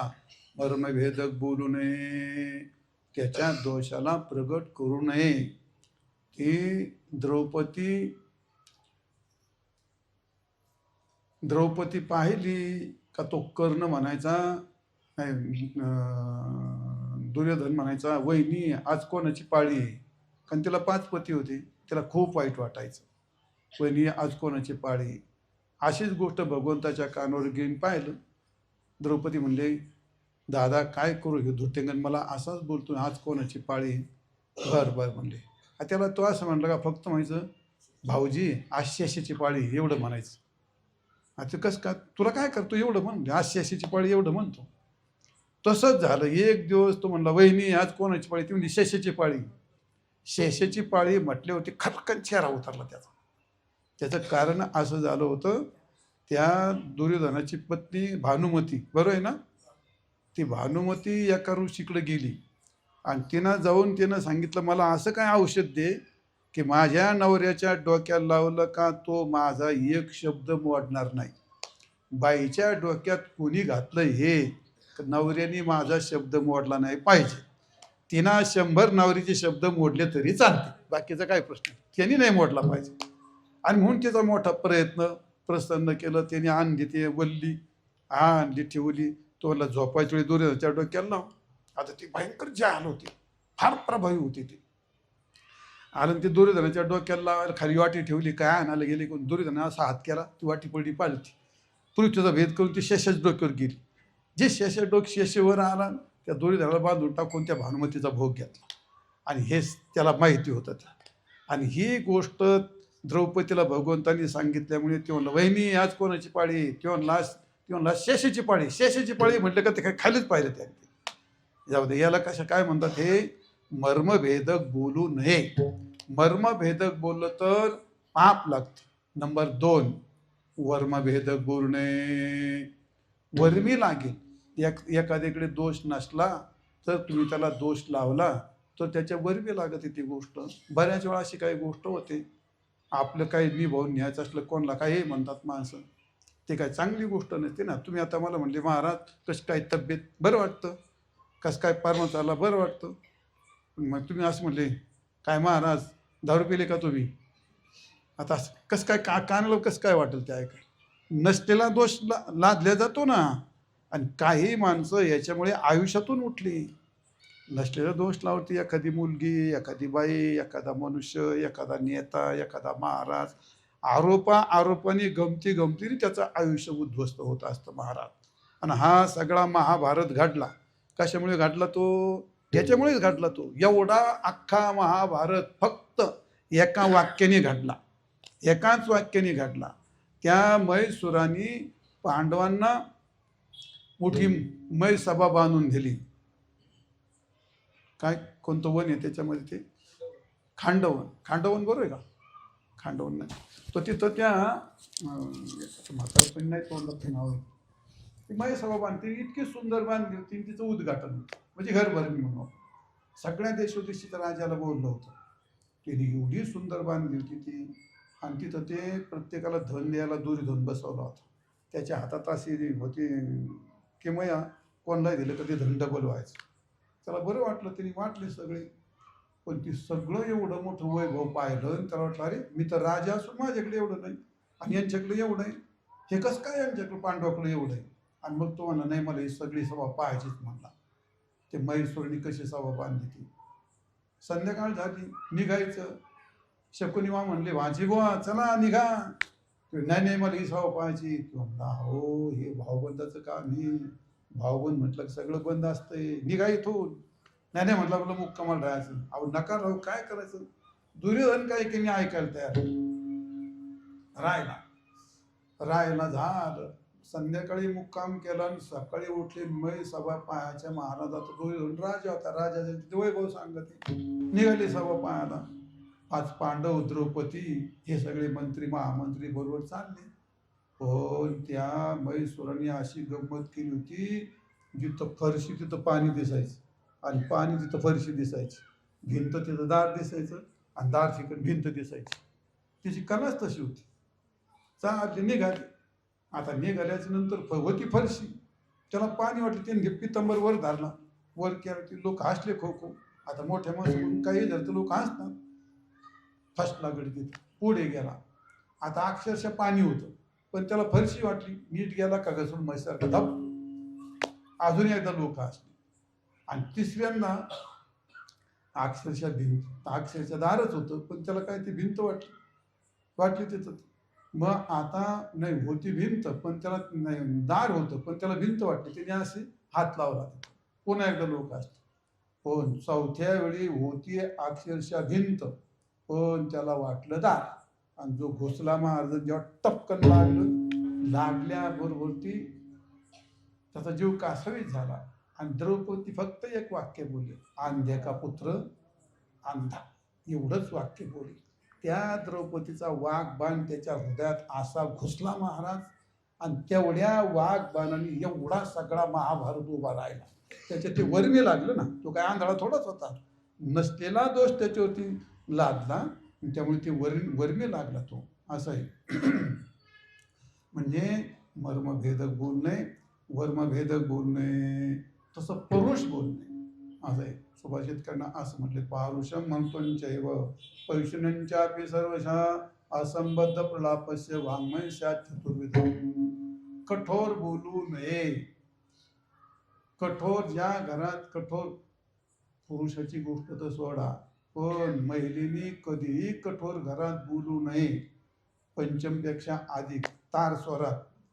ज्या घरामध्ये बाई कठोर बोलती त्या घरामध्ये लक्ष्मी राहत नसते, शांतता राहत नसते, आरोग्य वास करत नाही, लक्ष्मी स्थिर राहत नाही, कर्ण कर्कश राक्षसांचा प्रवेश होतो तिचा. आणि म्हणून कर्ण कठोर कधी बोलायचं नाही बाईने. पारुष कठोर, थोडसा माणूस कठोर, थोडा आवाज वाढला रे वाढला,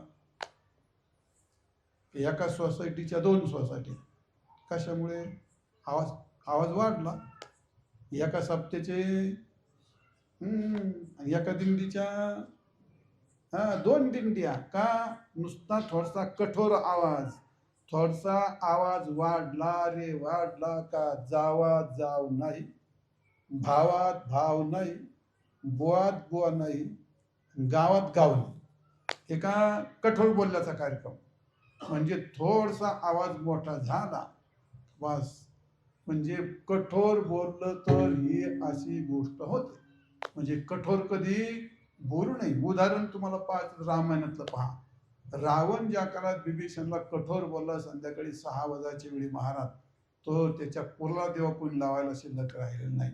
आणि म्हणून वर्मभेदक बोलणे, मर्मभेदक बोलणे, कठोर बोलणे, असत्य बोलणे, माणसाने खोटं कधी बोलू नये. खोटं कधी बोलू आता नाही तर म्हणा, भले माणसं बोलणं कमल तरी काय करायचं. खोटे कधी बोलू, अर्धेच म्हणले रे बाबा, खोटे बोलू नये. खोटं बोलण्याची शिक्षा, अरे ते ब्रह्मदेव एकदाच खोटं बोललं, त्याचं कोणी फोटो लाविना, कोणी मंदिर बांधेना, कोणी पूजा करीना, कोणी जप करीना, अजिबात ठार नाही त्याला पुढं. का?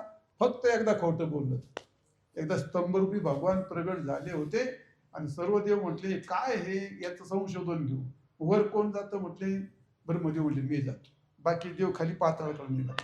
पण बरोबर कोण म्हटले, मग बरोबर एक गाय गेली, साक्षी नको कोणी गेले बरेच वर. आता भगवान शंकराचं स्वरूप कुठं त्याचा अंत असतो का कुठं.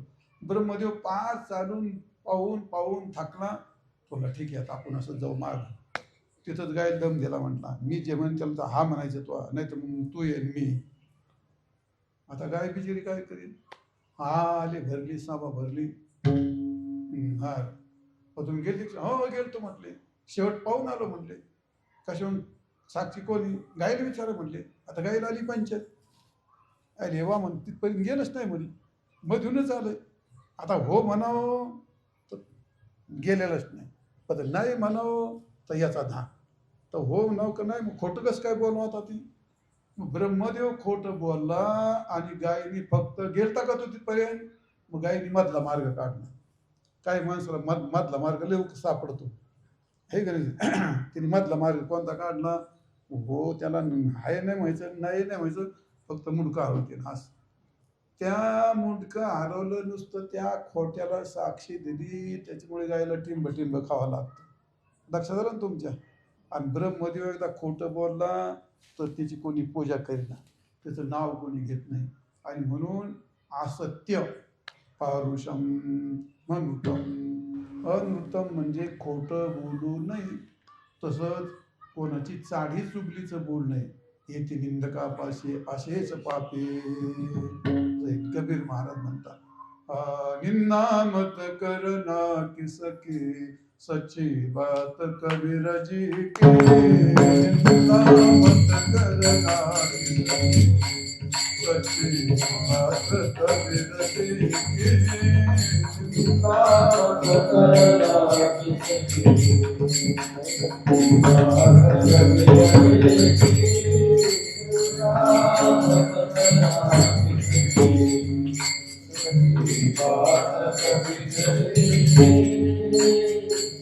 साचा झूठा दोनों भाई, खुदा ने बनवाई. भगत की निंदा भगत करे तो, कोई नरक में गया. निंदा मत करना सच्ची बात कबीर जी की. निंदा मत करना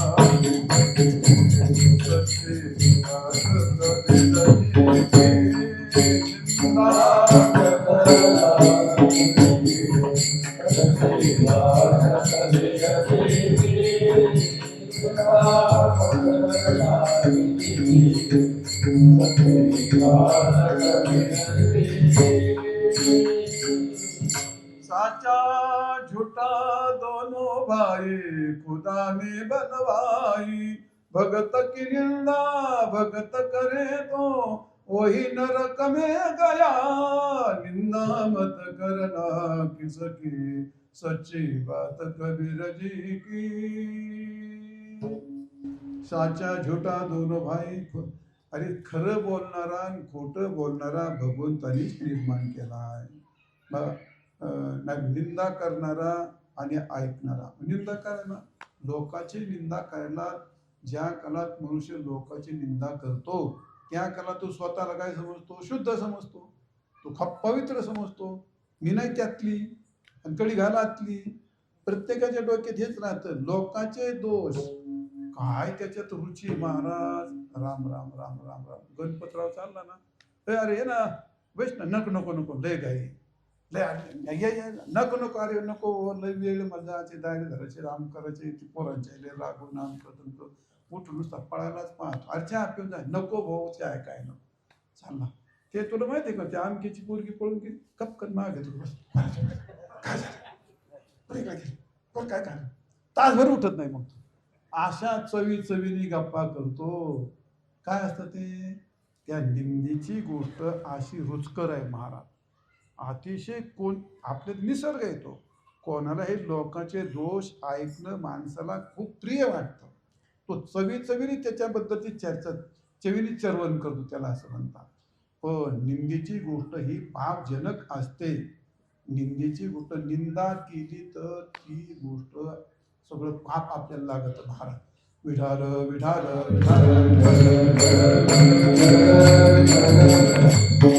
अहंकारी राजा होता. आणि तो अहंकारी राजा कोणाला दान धर्म करत नव्हता. एक साधू रस्त्याच करून त्याचं स्वारी चालली त्याची, रस्त्याच्या कडे साधू उभा राहिला. तो लय, अरे मला काहीतरी दान देतो. मी कोणाला दान बिन देत नाही म्हणलं. आणि आई ते खाऊ तुम्ही आमचं करतो. नाही नाही म्हटलं, मी तुला पुढे जाऊ देणार नाही, मला काहीतरी दान दे. तो म्हणला, मी दान देत नसतो, मी अशा फोकट्यांना कधी दिलं नाही आणि मी कधी देणारही नाही. बर नको देऊ, मग तुला ती शिक्षा असते पुढे. आपल्याकडे जे असतं तेवर पहा. तुमच्याकडची वेळ, तुमची बुद्धी, तुमची शक्ती, तुमची संपत्ती ही तुमच्या बापाची नसते. त्यात सगळ्यांचा वाटा असतो. कुटुंबाचा, गल्लीचा, गावचा, समाजाचा. ज्या ज्या वेळी जिथं जिथं त्याचा उपयोग होईल त्याचा वापर करणं म्हणजे हे भगवंताची सेवा असते ती. त्यामुळे जे आपल्याला मिळालं ते सगळं आपल्याकरता नसतं, ते सर्वांच्या करता असतं. आणि म्हणून तो म्हणलं तुम्हाला दान तो मी देणारच नाही. बरं तो म्हणलं मी तुला जाऊ देणार नाही. तो बरं ठीक आहे. त्याला वाटलं काय आता उभा राहिला त्या घोड्याने लीत टाकली खाली. त्याला लीत तर व्हायला जाणार रे. तो ती लीत घे. त्याला नाही म्हणणार. मग तुला दान दिलं पुण्य नाही लागलं. तू तुझ्या हाताने दे मला. आता कुणाच्या नादी लागतं मग त्या राजाने घेतलं आणि दिलं त्या साधूच्या हातून ती लीत. तो म्हणला तथाच तू तुझ्याला बरकती येऊ. झालं त्याला काय घे याला घरी.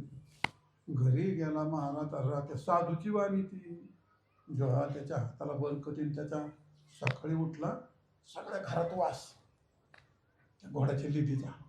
इकडं पाहिलं का हे पर्वतासारखं उभे राहिले. इकडं पाहिलं का पर्वतासारखे ठिकची ठिक. कारण साधूचा आशीर्वाद बरकता जे डबल टिबल झालं त्याचं. अरे काय करावं पुष्कळ काढलं तर ते काही जायना ते सगळं ढिगळ ठीक. आता काय करावं घे याला परत. मग तो साधू महाराज माझ्याकडून चुकलं म्हणला. ते असं असं झालं. मग ते दिल्लीचे मोठमोठे पर्वत माझ्या पुढे दारापुढे मालापुढे आला फार घरामध्ये घाण सुटली. म्हणजे आता काय करू. आता काय तू मला दान दिलं मी तुला आशीर्वाद दिला तुझं डबल झालं त्याला काय नाही. काही कर मला यातून वाचवा. मी प्रयत्न केलं पण तो काही जायला तयार नाही. बरं बरं म्हणजे एक प्रयत्न कर म्हणले. मग काय कर म्हणले जेणेकरून गावातली लोक सगळी तुझी निंदा करते असं काहीतरी कर. म्हणजे मग ते सगळं तुझं पाप निवृत्त होणार. आणि मग राजा घरी आला. मग जितके करून लोक त्याला शिव्या देतील असं अतिशय वाईट वर्तनाच्या गोष्टी तो दाखवू लागला लोकांना. तर त्याच्या निंदेमुळे ते झालं साधूचं ते पाप ते सगळे पर्वत नष्ट झाले.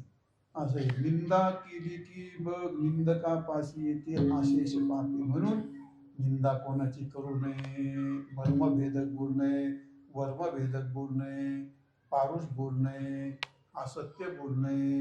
निंदेचं बोलू नये आणि असंबद्ध बोलू नये. असंबद्ध म्हणजे ज्या बोलण्याला काहीच अर्थ नसतो त्याला म्हणतात. ज्ञानेश्वर महाराज म्हणतात अरे व्यर्थ जर बोललं तर भगवान कशी काय कृपा करेल. माऊली असं म्हणतात अनंत वाचाळ भरळ बराळ त्या कैशीने गोपाळ पावे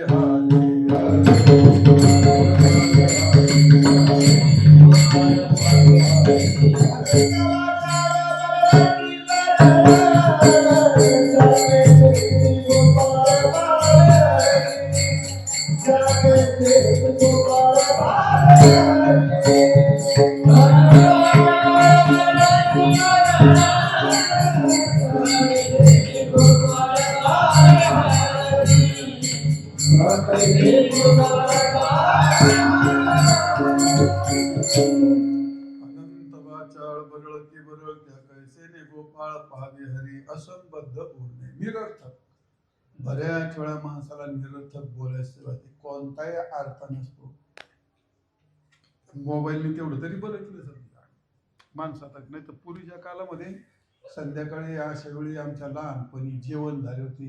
हे चौथीवर बसायचे आणि काय ती भाषा अजूनही तशी असते. काय ती भाषा काय त्याला अर्थ काहीच अर्थ नाही. आणि ज्याला काहीच अर्थ नाही अशी बडबड करणं वाणीला दोष लागतो. वाणीने केलेल्या पुण्याचा ऱ्हास होत असतो. म्हणून असंबद्ध कधी बोला. अनंत वाचाळ बरळ ती बरळ उगाच काही सांगायचं. एक म्हणला महाराज अहो आपलं शरीर एवढं तगडं म्हणला माझ्या अंगावून रेल्वे गेली तरी मला काय नाही झालं. लोक म्हणले अंगावर रेल्वे गेलं तू काय असं काय असं कसं काय असतं ते म्हणलं. असं कसं काय होऊ शकतं म्हणला. झालंच म्हणलं काय माझ्या अंगावून रेल्वे गेली इकडं गेली तरी मला काहीच नाही झालं. असं कसं काय झालं. तो पुला खाली उभा होतो. आपण गाडा सांगतो कशाला पुला खाली उभा होता हे सांगायचं तर व्यर्थ काय असंबद्ध आहे ना ही गोष्ट. एक मित्र विहिरीत पडला आणि विहिरीत पडल्यानंतर त्याचा विहीर पेट्रोलवर निघायचा माणूस तर पडतो. कपरीत धर इकडं धर तिकडं धर मुळीला धर त्याला काही वर निघता येणार. फार गहाळ झाला तरी ही कहाणी आहे की त्याच्या मित्राला सांगायला आला. म्हणला मित्रा विहिरीत पडलो म्हणला काही करता वर निघता येणार. धडकोनला फोन करता येणार. कोणी काठावर येईना. आणि मग म्हणला मी घरी आलो एक दोर घेतला झाडाच्या बुडाला बांधला खाली. कीर्तन ऐकताय ना झाडाच्या बुडाला बांधला आणि मग त्याने कुठतरी वर आलो. अरे काय हे ही रिपटला म्हणतो, वर निघताय नाही म्हणतो, झाडाला बुडाला बांधला म्हणतो. याला म्हणतात निरर्थक. कोणत्याच प्रकारचा अर्थ नसतो. जाऊ द्या. मग तुम्ही म्हणा महाराज, तुम्ही म्हणा असं नका बोलू, तसं नका बोलू, तसं नका बोलू. अरे बोलावं तरी कसं? मग नामदेव महाराज सांगतात असं नका बोलू. कसं बोला? अभंगाच्या पहिल्या चरणामध्ये. बोलो ऐसे बोल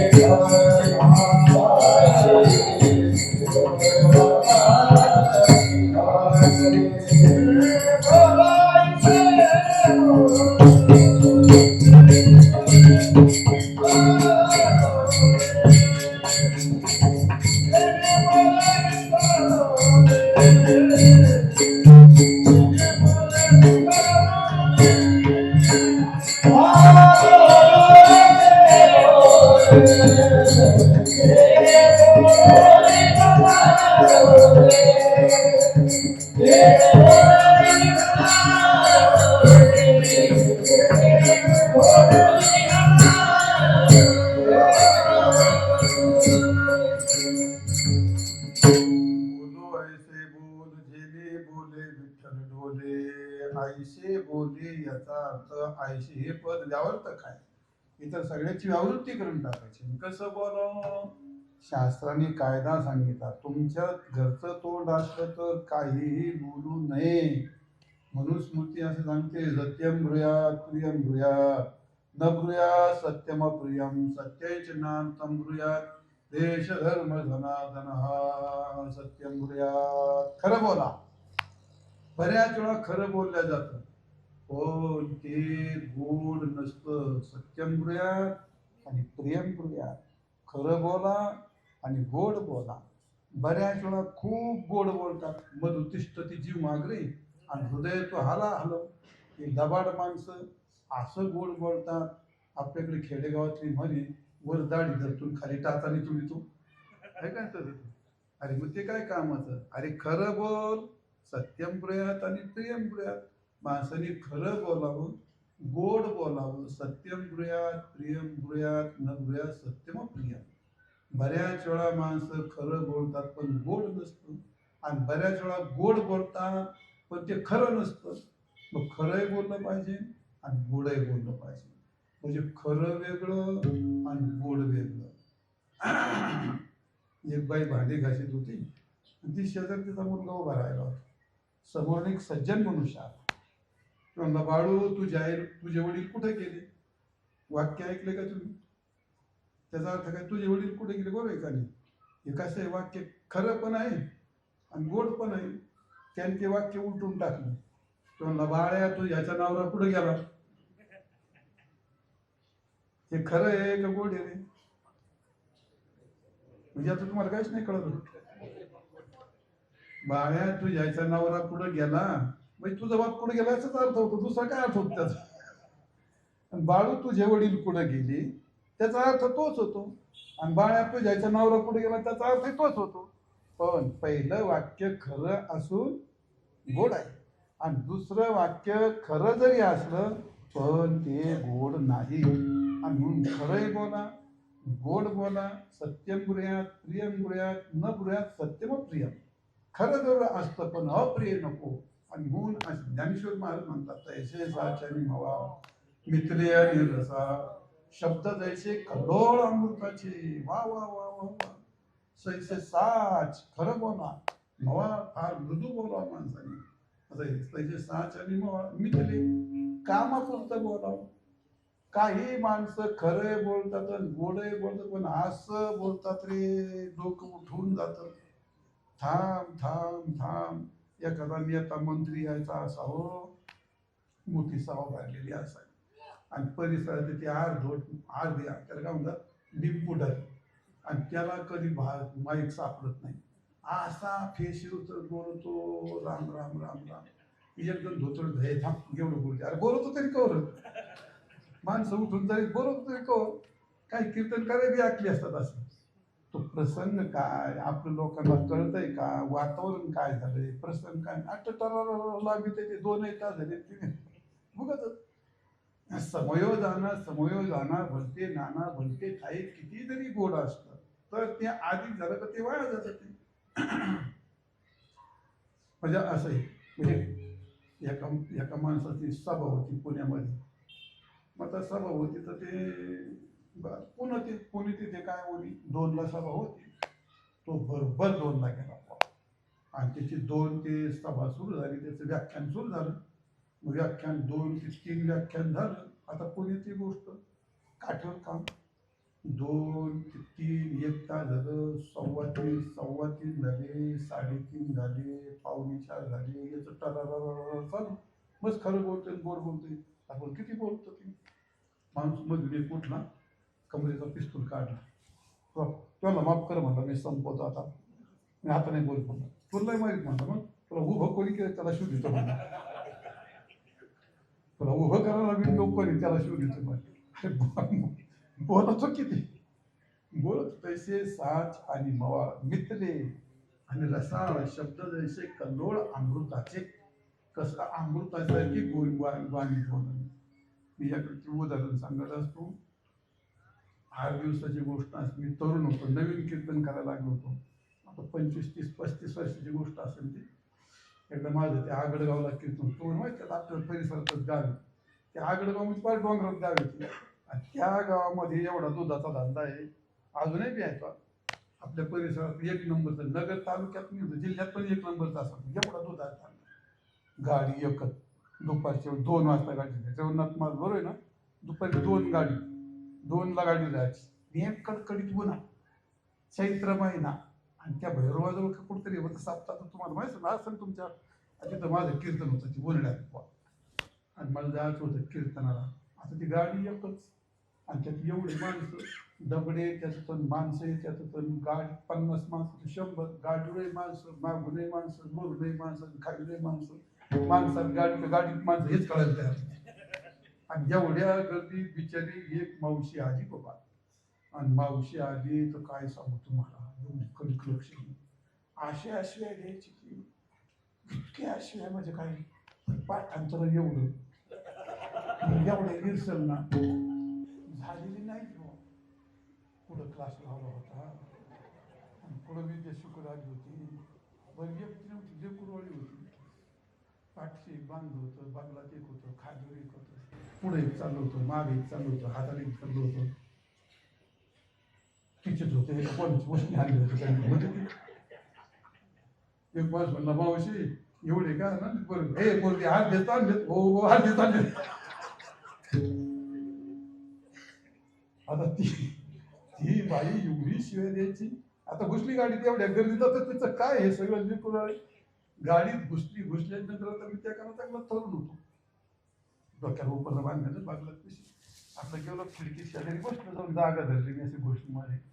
त्या काळात एवढं महत्व होतं एसटीच्या जागेला. अरा आणि जर कदाचित एसटी खिडकी तोंडात जर त्याला जागा मिळेल ना की काय ती बस का दिल्ली स्वारी करून असं.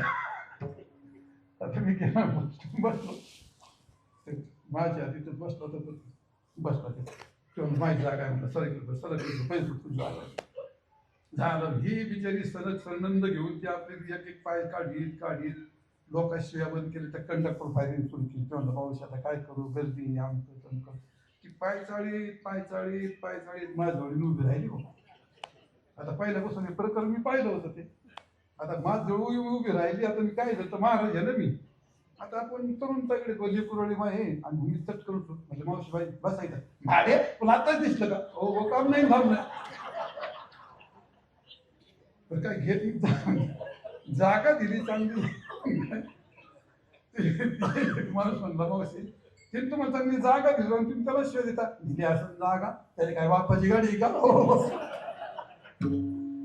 मग आमचा शिष्य होते किंवा लय बाई तोंड सांभाळ ना, ते महाराज आहेत ना, हा कुशाल शिवाय देते आसन महाराज मला काय चुलीत घालायचं का म्हणजे आपलं खाली होतं. मुखी अमृताची वाणी देह देवाचे कारणी, याला म्हणतो सत्यम गुरुयात प्रियम गुरुयात. नामदेव महाराज म्हणतात असं नाही बोलायचं. मग असं बोला भगवान प्रसन्न होईल. बोलू ऐसे बोल जेने बोले विठ्ठल डोले. मग आम्ही असं एवढं बोलतो पण भगवान काय बोलत प्रसन्न होत नाही. मग आम्ही नामस्मरण घेतो पण भगवान प्रसन्न होत नाही. का होत नाही? अभंगाच्या दुसऱ्या चरणामध्ये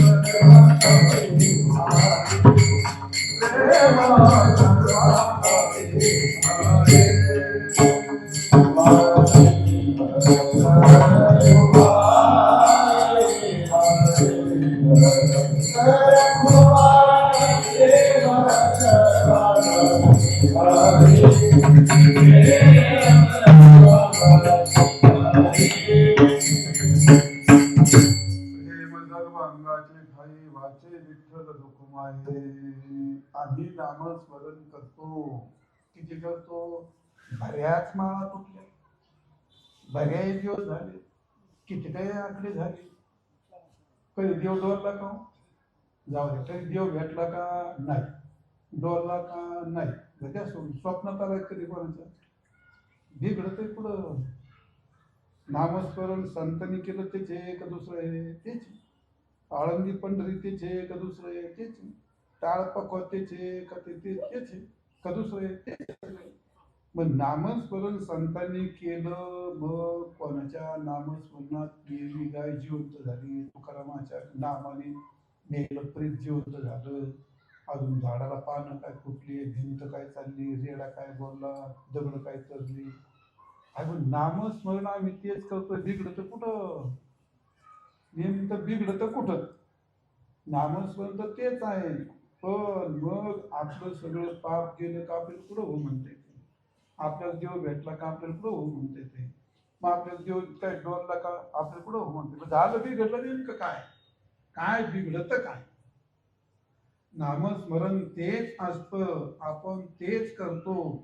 आपल्याकडं बऱ्याच वेळा परमार्थ असं काही जरा बंद करी गार लागली आपल्याकडे बऱ्याच वेळा अशी गोष्ट असते जसं एखादा कोरम पुरा करायचा असतो असा परमार्थ केला जातो. आपल्याकडे जबाबदारी टाकायची तेवढी टाकायची असते, पण ती आपण आपल्याला बदलण्याकरता करतो की नाही ही गोष्ट वेगळीच राहते.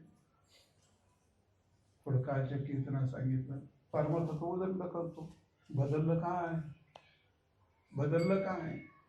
आपली मन एवढी निर्लज्ज असतात. 100 वाऱ्या केल्या, 100 कीर्तन ऐकले, 10 वेळा पारायण केले, जुन्या काही जपली. गेलं किती? हो, कीर्तन करून काय होईल? भजन करून काय होतं? वाऱ्या करून काय होतं? तू बदलला किती? तुझं सुटलं किती? तुझ्या वाईट गोष्टी सुटण्या किती आणि चांगल्या. गाथे ज्ञानेश्वऱ्या पाठ केल्या म्हणजे परमार्थाला सुरुवात झाली असं नसतं. कीर्तन प्रवचन केली म्हणजे परमार्थाला सुरुवात झाली असं नाही. ज्या दिवशी तुमच्या सगळ्या वाईट गोष्टी सुटल्या आणि चांगल्याला आरंभ केला त्या दिवशी परमार्थाला सुरुवात होत असते. विठाल विठाल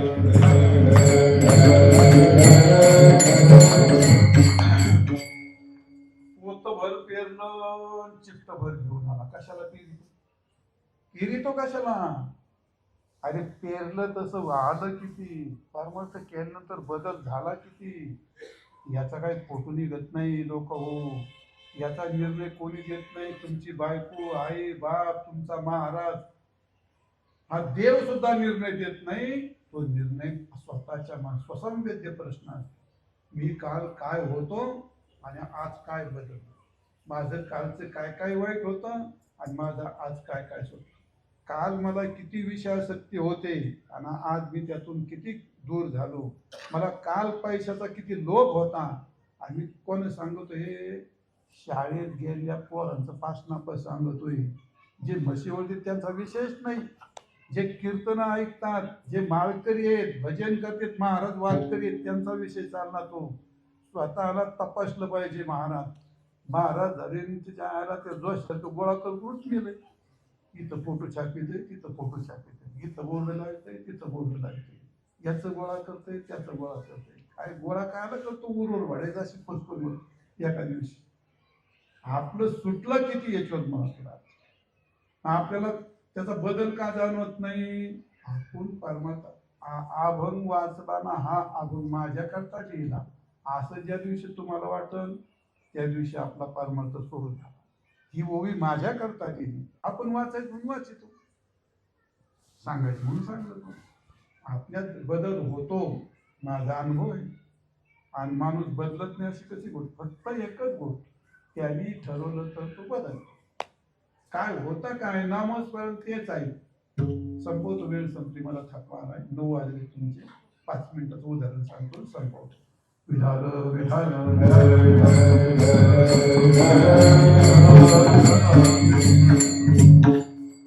एकदा शेषेचे डोळे आले होते आणि डोळे आल्यानंतर आता औषध कोणाकडे घ्यायचं? आता शेष देवाचं मला. त्यांचे वैद्य म्हणजे धन्वंतरी, समुद्रातून नवरत्नापैकी निघाले धन्वंतरी, सगळ्या जगाचे मोठे वैद्य, महावैद्य, ते सगळ्या औषधाची परीक्षा. शेष महाराजांनी मधल्या माणसाला सांगितलं, हे जा मला धन्वंतरी कुणा औषध घेऊन ये. गेला. महाराज आमच्या शेष महाराजांच्या डोळ्याले आणि त्याला औषध द्या आणि चांगलं द्या, उत्तम औषध द्या. नाही मी काय असेल ते तुला चांगलंच देतो. जाणून गुण येईल का? अरे औषध घेऊन वाटी खाली ठेवली का गुण आला पाहिजे. हा आला मोठा आयटी, एवढं भारी औषध घेऊन आला. शेष म्हणलं का रे आणलं का औषध? हा आणलं. बर बर चांगलं, एक नंबर. मी औषध घेऊन वाटी खाली ठेवली का डोळे चक, काय लावलं औषध, घेतलं औषध, डोळ्याला काहीच नाही झालं. शेष म्हणलं काय लबडी केली काय तू, खोटं आणलं काय म्हणलं औषध? नाही नाही म्हणला, त्यांनी दिले म्हणला मी एकदम उत्तम. अरे कशाचं काय नाही, जा परत घे याला. काय औषध दिलं म्हणले तुम्ही? ते शेषमा त्या डोळ्याला काहीच नाही झालं.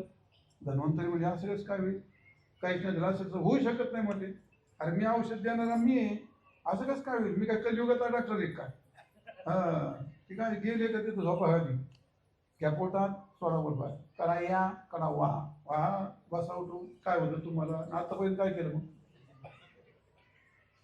त्या 2 गोळ्या घ्यायच्या, 1 इंजेक्शन घ्यायचं, 8 दिवस घ्यायचं. जर गुण नाही आला तर मग देतोच का तू? जर खात्री नाही तर काय मग 8 दिवस औषध घ्यायला द्या, मागे काय देतोच काय आला तू?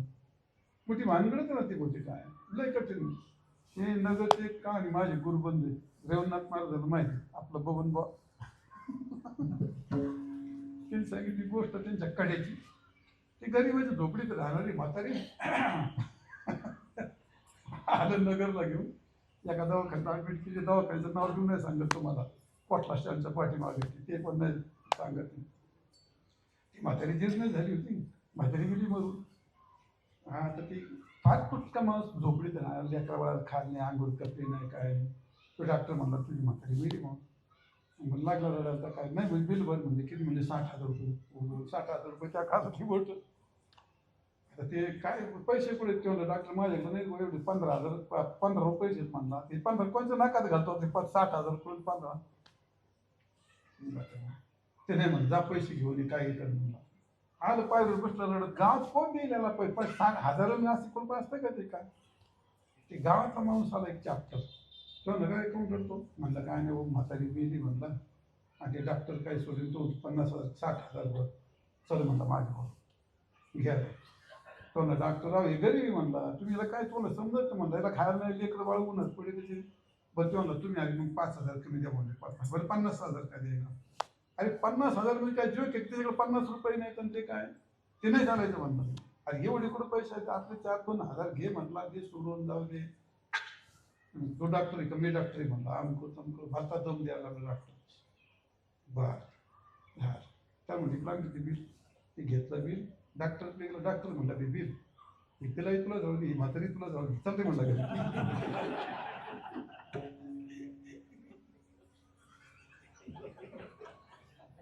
काय नका त्याचा पाय माग वळायचा ते म्हातारीकडचा हात धरून वडला का गप्पा आला रस्त्यावर पा किंवा करून लाव म्हणला 25,000 द्या म्हणला किंवा मागच पण पाहतो माझ्याबरोबर चाल म्हणलं तो 25 वर पार 5,000 वर आला आणि शेवटी गल्ली थोडी म्हणजे तुझ्या पाया पडतो म्हणला बिल देऊ नको पण ही म्हातारी घेऊन जाय म्हणला ते म्हणलं मला आता म्हातारी नको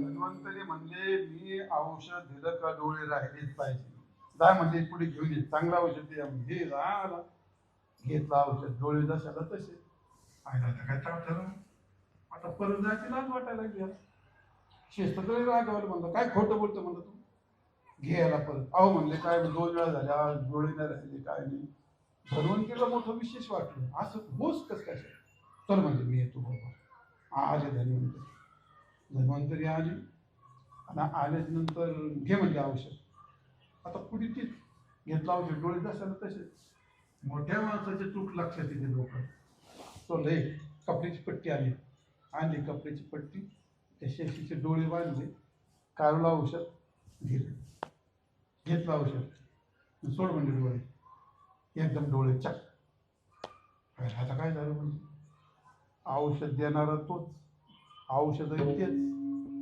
तेच तोच प्रक्रिया तीच सगळं तेच होतं आता पण रोग नाही गेला ना आता काय केला धन्वंतरी म्हणले भल्या माणसा तू एवढा जर तुझ्या डोळ्यातलं विष त्या औषधात पडतं त्याची मात्रा सगळी संपून जाते त्यामुळे त्या औषधाचा गुण येत नाही सुज्ञांना कळलं असेल मला काय माहिती नामस्मरण तेच सांगणारे संत तेच आपल्याला झालेला रोगही तोच आपण नाम घेतो तोही तोच त्या औषधामध्ये आपल्या आत असणारे हृदयातले आपल्या अंतःकरणातले काम क्रोध लोभ द्वेष मत्सर या नामस्मरणात मिश्र होतात आणि त्या नामाची सगळी मात्रा खलास होऊन जाते म्हणून नामदेव महाराज म्हणतात तुमचं नामस्मरण घेताना भगवान डोलत नाहीत याचा अर्थ काम क्रोध सगळे बाजूला काढा काय फलकटतो संसार येथे सार भगवंत ऐसे जागवी तो मना सरसे जना सहित ते सजन काय हा हे विठाल विठाल विठाल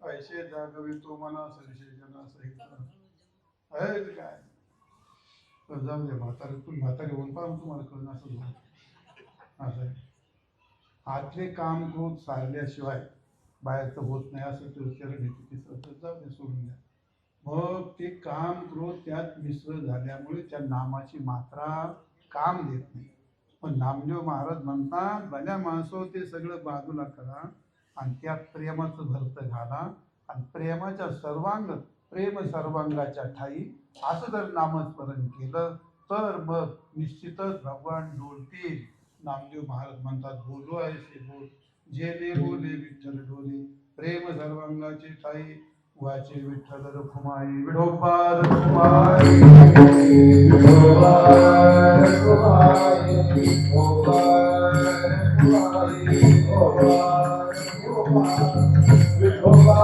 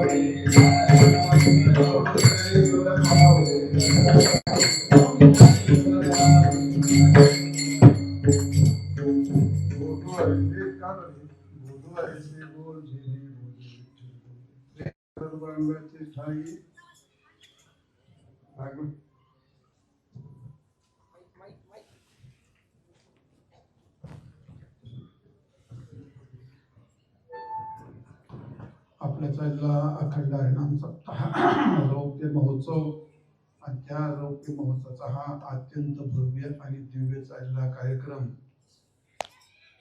खूप समाधान वाटलं, खूप शांतता आहे, खूप चांगलं आहे, नियोजन चांगलं आहे, साऊंड वाले चांगलं तुझं तुला रोजच शिकत आपला हा तरी म्हणलं कसं काय एवढं छान मस्त साऊंड फार छान आहे तुझा, सगळे चांगलं काम करतो असो.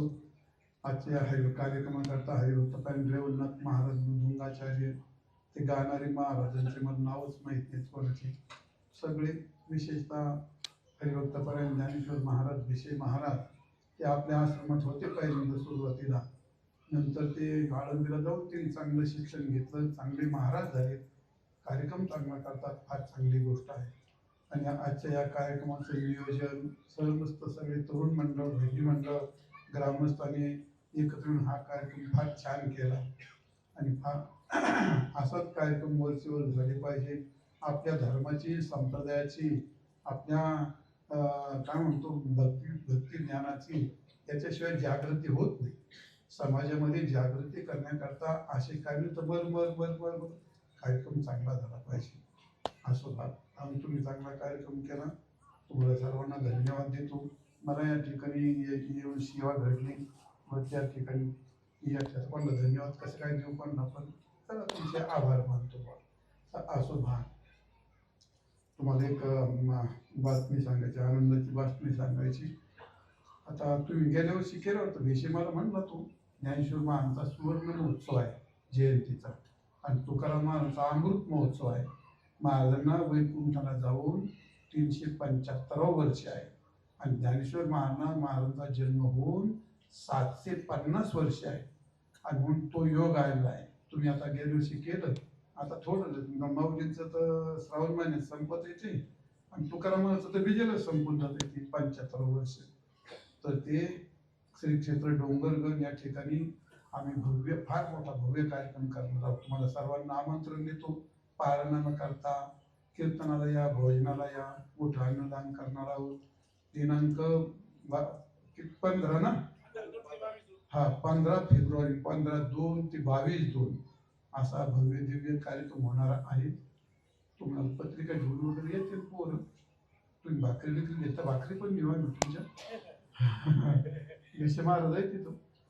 आणि त्या भाकरी न्यायचं ते त्याचं काम काय ते गाव जोडल्या जातात, त्या माणसाचं प्रेम तयार होतं.